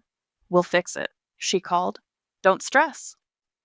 At 10:30, there was the clatter of keys at my front door. It wasn't the green lanyard hitting wood, it was a small metal jingle. The lock turned and Caleb walked in, head down, thumbs moving on his phone like he'd texted himself permission. Hey, he said, not looking up. He dropped a shiny brass key onto my entry table and toed off his boots. The key had a little white sticker on it with a barcode from the hardware store. I stared at it. The spare I'd given Savannah was still on its neon green lanyard hanging from a hook by the fridge. Where did you get that? He followed my eyes to the hook, then to the key in front of him and shrugged. Made a copy. Easier? You took my key and made a copy? Sav let me borrow it this afternoon, he said like we were talking about a paperback. I needed to grab my charger. Give it to me, I said. He rolled it toward me with one finger, unbothered. Relax, Kaya. Savannah appeared in the hall, hair damp, wearing my hoodie again. It's the same thing, she said quickly, like she could smooth it. We're here all the time. It's fine. It's not the same, I said, pocketing the copy. Don't copy my keys. Caleb looked wounded for a flicker of a second, then bored. He headed for the kitchen. I'll grab something from our kitchen. On Monday at the library, I told Leah the short version while we checked in a cart of returns. She slid a stack of DVDs into their cases, one-handed, and arched an eyebrow. You don't need to be mean, she said. You need to be official. I asked for 320, I said. She laughed. Stop asking, Leah said. Start stating. Put it in writing. Terms, move-out date, you own the house. I don't want to blow up the relationship. You're not, she said, scanning a book and printing a hold slip with her elbow. You're clarifying it. A simple one-pager. Month to month, clear expectations. No overnight guests if they're not on the lease. Split utilities, a dollar figure. If they don't like it, they don't sign. And then you have a timeline. I nodded because my jaw had been tight since the key. Okay. That night, I opened my laptop and typed a heading. Room agreement. I kept it to one page. I wrote $300 due on the first half of all utilities due upon receipt of each bill, no overnight guests, no duplicate keys without written permission, parking on the street only unless otherwise agreed. I added quiet hours after 10 and then deleted it. I could live without one more rule on the page. I printed 2 copies and set them on the table with a pen.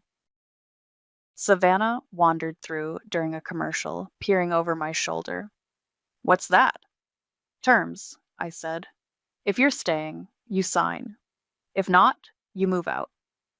She made a face like I'd offered her a bowl of nails. You're not serious. I'm done being a guest in my own house, I said, keeping my voice even. Caleb didn't come home that night. The house felt like itself for the first time in days, and the heater clicked off right at 10 like it remembered me. I slipped one copy of the lease into my purse. Then I walked to the kitchen calendar, the one with Mom's church bake sale circled last month and my oil change next week, and circled Sunday dinner with a red pen. I texted Mom a thumbs up when she sent her usual pot roast at 5 and turned off the lamp in the living room, my remote exactly where I left it. Mom's pot roast was already on the table when we walked in, carrots soft, mashed potatoes in the blue bowl that always has a chip on the rim. She kissed my cheek, hugged Savannah longer, and pressed us into our usual seats. The TV was off. The good napkins were out. It smelled like Sunday. We'd made small talk in the car, stoplights, the weather, nothing with teeth. I had the lease in my purse, 2 copies, folded once. My pen was clipped to the top like a flag. Mom poured gravy. Say grace? She asked, and did, quick. Then we ate. Savannah kept up a bright commentary about a job lead at a salon across town. Mom nodded, asked questions, and passed the rolls. I took one breath after another and felt my jaw sit where it had lived all week. When plates were mostly clear and Mom reached for the pie server, I set my napkin down. I need to go over something, I said. I pulled the lease from my purse and laid it flat on the tablecloth between the salt and the butter dish. The silverware sound stopped. Mom's hand froze above the pie, server hovering. Savannah's smile slid off like an earring backing you can't find. What's that? Mom asked, eyes on the paper. Terms, I said. My voice sounded steady in my ears. If Savannah's going to stay at my house, she needs to sign this. If she doesn't want to sign, she needs to move out. 30 days from today. Savannah laughed too loud, the sound bouncing off the cabinets. You're not serious, I read. Rent, $300 due on the 1st of each month. Half of all utilities due when the bill comes in. No overnight guests, no duplicate keys without written permission, parking on the street unless otherwise agreed. I tapped the last line. Move out deadline, 30 days from today. Mom blinked at me like I'd spoken in a new language. Kaya, she said carefully, this is a lot. It's clear, I said. I'm done being a guest in my own house. Savannah pulled the paper toward her with 2 fingers, like it might bite. No overnight guests? She looked up. So Caleb can't? If he wants to stay, he can sign a lease and contribute, I said. Otherwise, no. She snorted, incredulous. We're trying, Kaya. You've been trying for almost 2 weeks, I said. The thermostat is set at 75. The grocery bill is not funny. Caleb copied my key. I asked for the spike in utilities and you laughed. So now we have terms. Mom's eyes snapped to Savannah. He copied your key? Savannah's face closed for a second. It's not a big thing, she said quickly. It was just easier.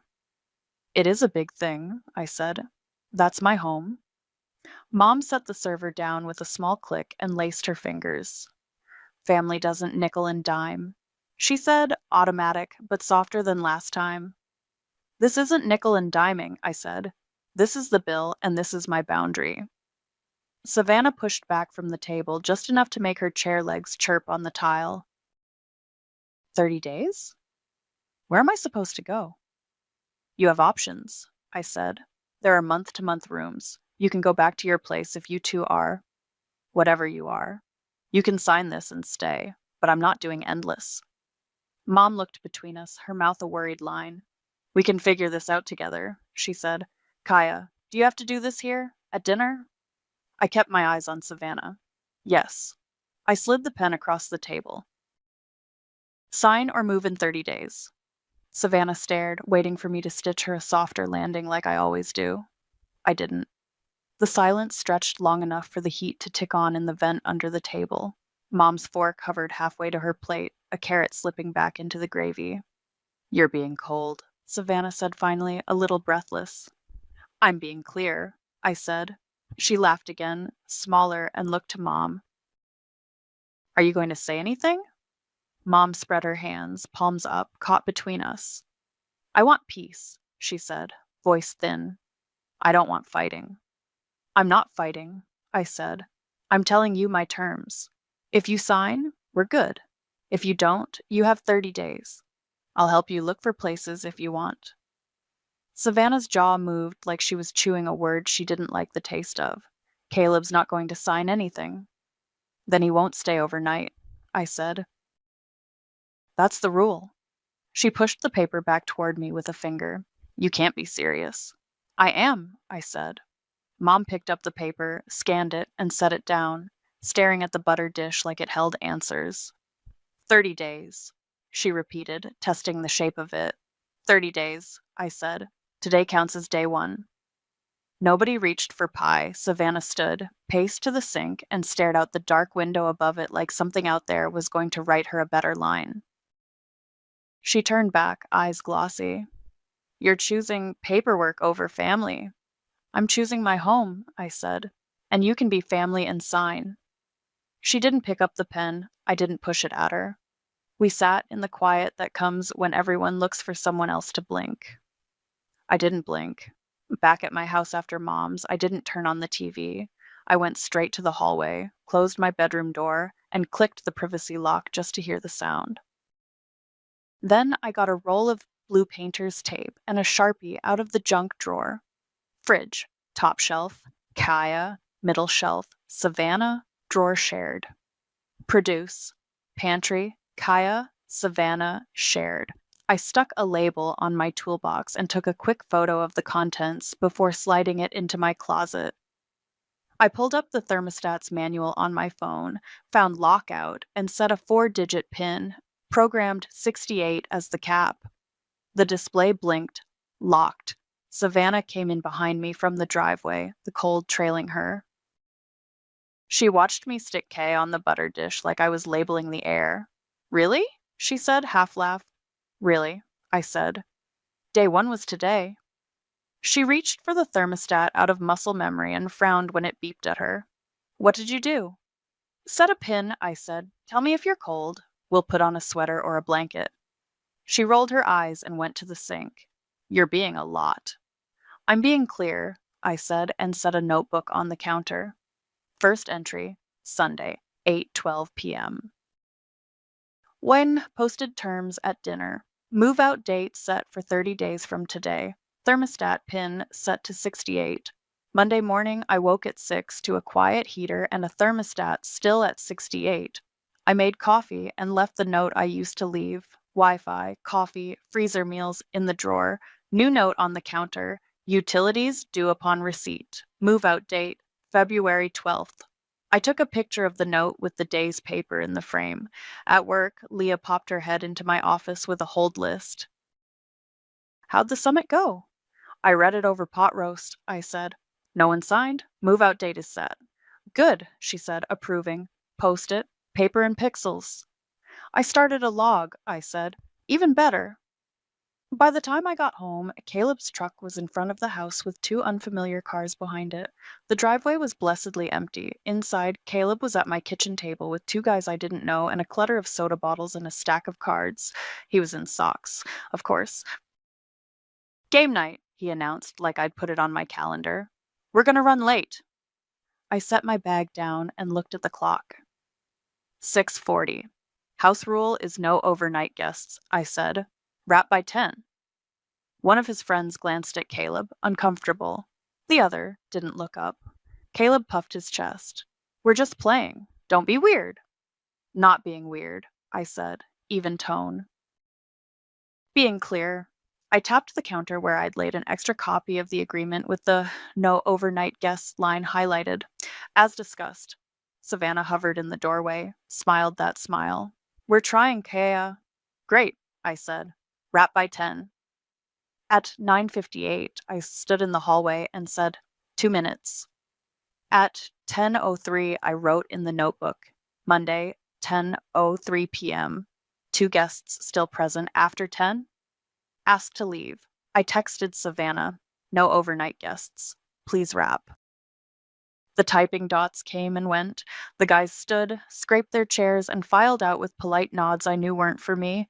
Caleb stayed in the kitchen, stacking cups like he was doing me a favor. "You always this uptight?" he asked. "When it's my house, yes," I said. "Do not bring people over late." He pointed at the thermostat.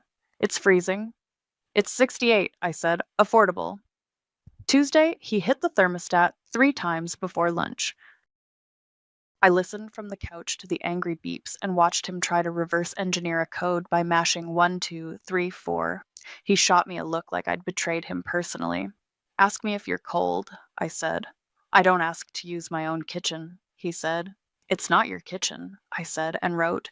Tuesday, Caleb attempted to bypass thermostat lock.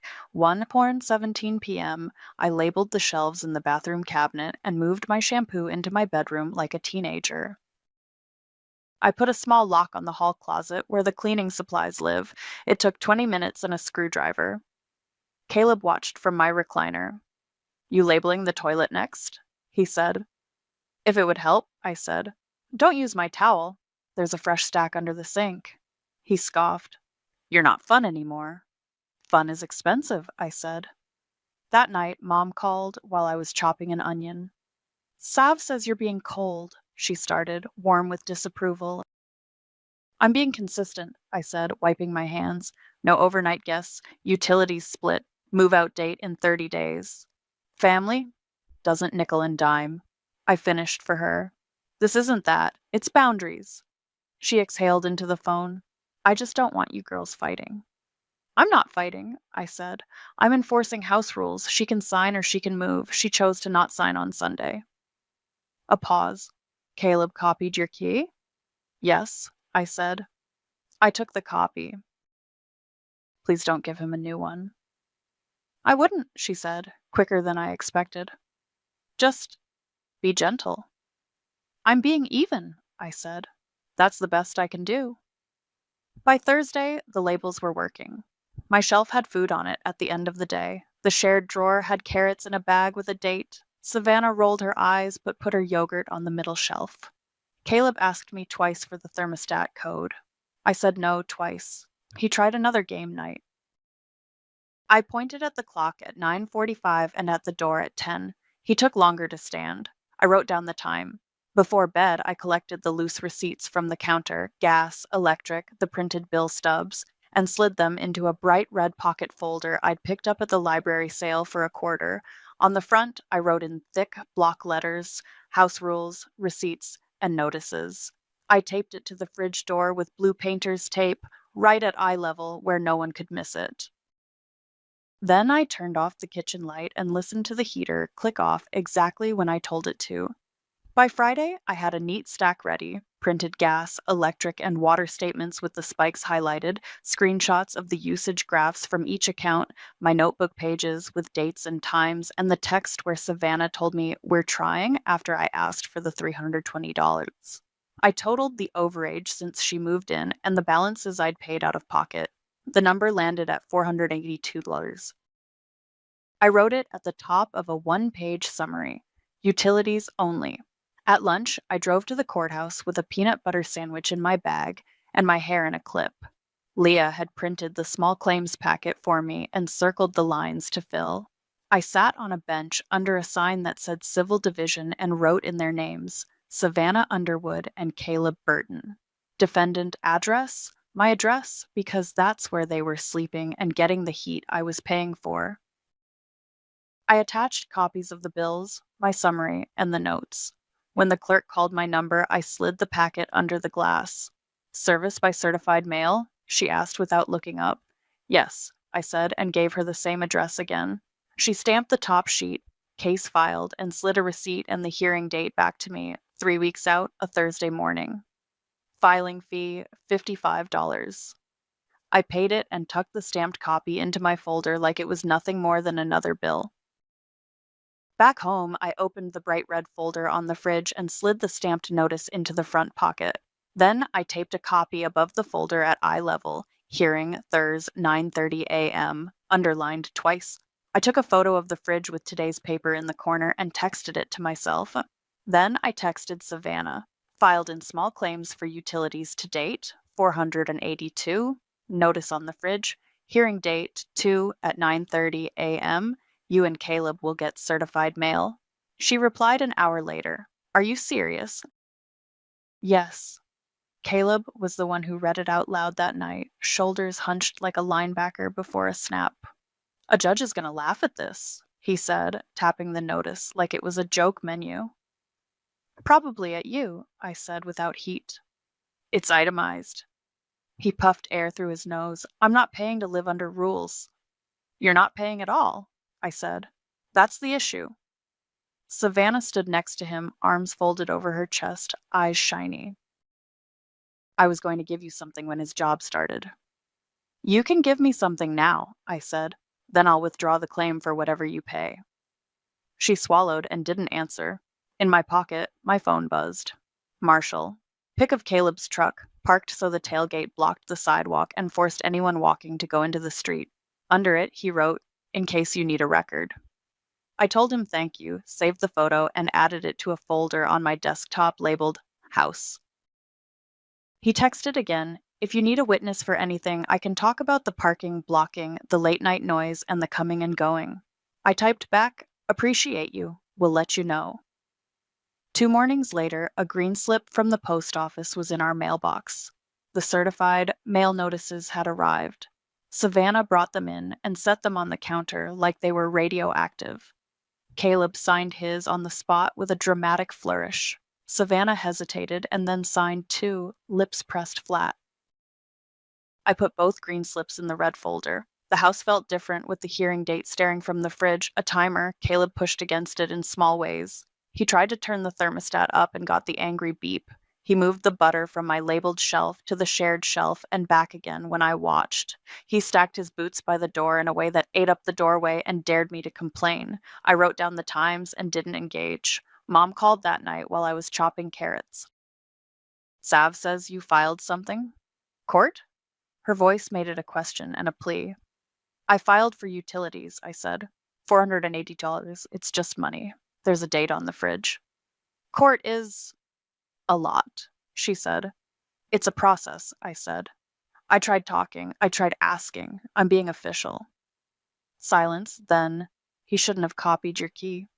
No, I said, because it felt important to agree on at least one fact. He shouldn't have. On Wednesday, I came home to find the sink empty for once and the table covered in flattened boxes. Caleb was folding tape onto a dispenser, the rip-rip filling the kitchen. His face was set in that stubborn line I recognized from every argument. What's going on? I asked, although it was obvious. He didn't look up. I'm not paying to live under rules, he said, enunciating each word like I hadn't heard him the first time. I'll be out before your little court date. Savannah hovered, chewing her thumbnail, eyes wet. We were going to work it out, she said toward me, like if she aimed it just right, it would land us back on my couch with the heater at 75 and a movie on. I posted the move-out date, I said, February 12th. If you leave earlier, we can settle the utilities before the hearing. Caleb jammed the tape gun down onto a box and dragged it crooked. Settle? I'm not paying you for heat.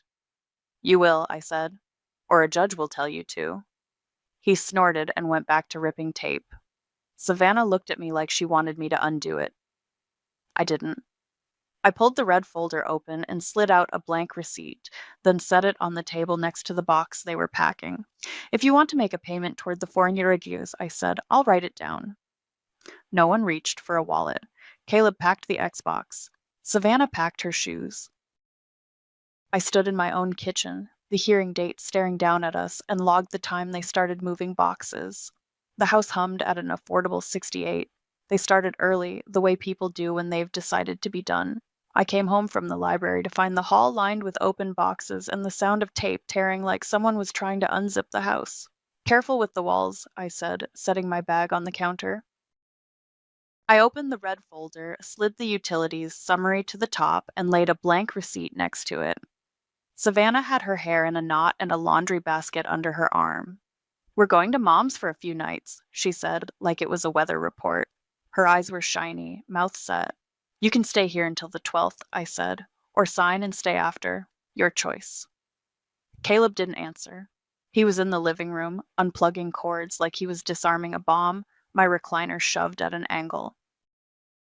"I'm not paying to live under rules," he said, words flat. "Then you don't live here," I said, the same way I'd say, "That book is checked out." I pulled my notebook over. Tuesday, 5:18 p.m.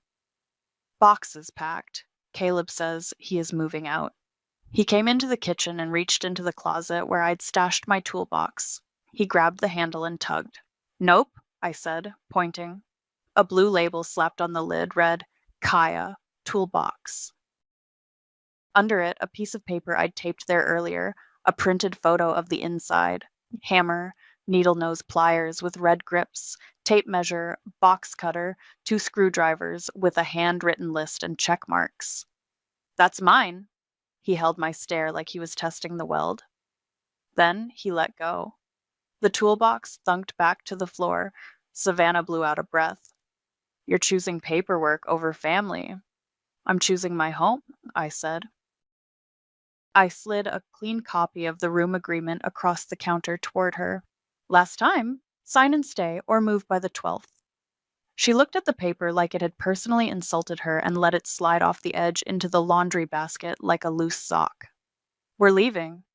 "Then I need my key back," I said. I lifted my palm. Caleb's mouth edged into that smirk I'd started to hate. "You gonna change the locks?" "I already did," I said and walked to the door. That morning before work, I'd swapped out the deadbolt cylinder for an identical one with a new keyway. Same satin nickel, same thumb turn. I turned it now. The bolt slid into place with a clean, new click. "Please give me the key." Savannah dug in her bag and came up with the green lanyard spare. She put it in my hand wordlessly, cheeks blotchy. Caleb patted his pockets, slow. "Must have left mine in the truck." "You can bring it back tonight," I said. "Or now." He shrugged. "It's just a key." "It's my key," I said. Savannah's phone buzzed on the counter. She glanced down and winced. "Mom's on her way," she said. "She wants to—" She gestured at the air, a vague swirl of mediation. "Good," I said. I opened the red folder, slid out the small claims notice, and set it next to the receipts. Their names were bold at the top. "We can talk in front of her." They moved faster after that. Caleb carried boxes past me without looking. I stood by the fridge and watched them take their pile. Shoes, a duffel, a grocery bag of toiletries. I wrote, 5:42 p.m. Savannah returned green lanyard key. Caleb claims key is in truck. Headlights swept the front room at 6. Mom let herself in without knocking, like always, and stopped 3 steps inside when she saw the boxes. "What is going on?" she asked, coat still on. "Leaving," Caleb said, sweeping up his boot bag. Mom looked at me for translation. "They're moving out," I said. "They can stay until the 12th if they want, or sign and stay after. Utilities are itemized. Hearing date is on the fridge. I need my keys back." Mom's gaze snagged on the notice, on the big numbers and the bold names. She read the first line and then looked at Savannah. "He copied your sister's key?" Savannah's eyes glossed. "It was just easier," she said, small. Caleb jerked his chin at the red folder. "She turned this into court." "I filed for utilities," I said. 480 tus. "It's the difference since you moved in." "That's it." "Family doesn't—" Mom started, then stopped herself and put a hand to her throat. "No, it's not that. It's—" She looked at me. "You replaced the lock?" "New cylinder," I said. "Because copies were made without permission. I'm here. I'm not locking anyone out." Caleb set the boot bag down with a thud. "This is ridiculous. This is our kitchen. Mom's head snapped toward him. "It's not ours," she said, heat in her voice I hadn't heard in a long time. "This is Kaya's house." He blinked, thrown. Savannah started to cry, the tired, breathy kind. "We're trying, Mom. She's making it impossible." "I gave you terms," I said even. "Sign or move. You chose move. That's fine. Keys, please." Caleb's jaw worked. He reached into his pocket and came up with a brass key, hardware store sticker still on it. He flicked it to me. It skittered across the counter and landed against the butter dish. Savannah pulled her lanyard off her wrist and set the green key next to it, even though I already had it, like a peace offering she couldn't afford. "Truck's loaded," Caleb said. "Come on." Mom didn't move. She looked at Savannah, then at me. "You can call me later," she said to my sister, voice steady. To me, I heard what he said. She squeezed my arm once, careful. They took one last swirl through the hall. Caleb grabbed his jacket off the back of my chair like it lived there. Savannah paused at the doorway, eyes on the floor. "I'm sorry," she said, but it sounded like a sentence she'd been made to recite, not a thing she'd chosen. "For what?" I asked. She didn't answer. She followed Caleb out. The door closed, slammed a little. I turned the new deadbolt and felt its seat in the frame. The house exhaled. No boots, no idle engine, no heater fighting its way to 75. Just the hum of the fridge and the tick of the baseboard heat at 68. On the table, the small claims notice lay face up, their names in bold, the hearing date underlined. I picked up the keys and dropped the brass copy into the red folder. Then I wrote in the notebook, 6:18 p.m. Savannah and Caleb left with boxes, returned keys, Mom present, house quiet. The first night without them, the heater clicked off at 10 and stayed off until morning, like it remembered who it worked for. I fell asleep to the hum of the fridge and woke up without a truck idling under my window. I made coffee and walked through the house with the mug in my hand. Slow. The spare room looked smaller without the suitcases and laundry baskets. Just the twin bed, the narrow dresser, the map. I stripped the sheets, ran a load, and wiped the dresser top where a ring of lotion had dried. In the kitchen, I slid the red folder off the fridge, tucked the small claims notice into the front pocket, and wrote in the notebook, Thursday, 6:52 a.m. House empty. Locks changed, keys in folder, heater set to 68. Marshall was sweeping his porch when I stepped out with the trash. He lifted his chin at the quiet driveway. "Looks better," he called. "Quieter," I said. "Thank you for the photo. I may not need it." "Keep it anyway," he said. Insurance. At the library, Leah leaned on my desk with her elbows. "How'd last night end?" "They're gone," I said. "Keys returned. I slept." "You look like it," she said, smiling. "Bring your packet to court even if they pay something. Judges love paper." "I've got a folder," I said. "You'd be proud." The week stretched long in the good way. I found my remote where I left it every night. The thermostat beeped for no one. I put the recliner at an angle so I could see the street and the little wedge of sky above Marshall's maple. I cooked 2 chicken thighs and had leftovers. I put my shampoo back in the bathroom because I could. On Tuesday, an envelope sat in my mailbox with my name written hard, the way Savannah writes when she's bracing. Inside, a money order for $240 and a sticky note. "Sorry," in her handwriting, all lowercase, no period. I stood by the curb until my fingers stopped shaking, then went inside. I took a photo of the money order on my counter next to that day's paper. In the notebook, Tuesday, 4:17 p.m., received $240 money order from Savannah. I filled out a receipt and signed it, date and amount, then took another photo and texted it to her. Received. Applied to balance. Remaining, $240. Hearing still scheduled. She didn't write back. The next morning before my shift, I stopped by the courthouse. "Same clerk, same glass." "I received a partial payment," I said, sliding a copy of the money order under the window with my case number on a sticky note. "Do I need to?" She stamped my copy, filed, and nodded. "Bring it to the hearing. You can adjust your ask to the remainder at the table, or dismiss if you settle before then." "Thanks," I said, and slid the stamped paper into the red folder when I got home, right behind the notice. Mom called midweek.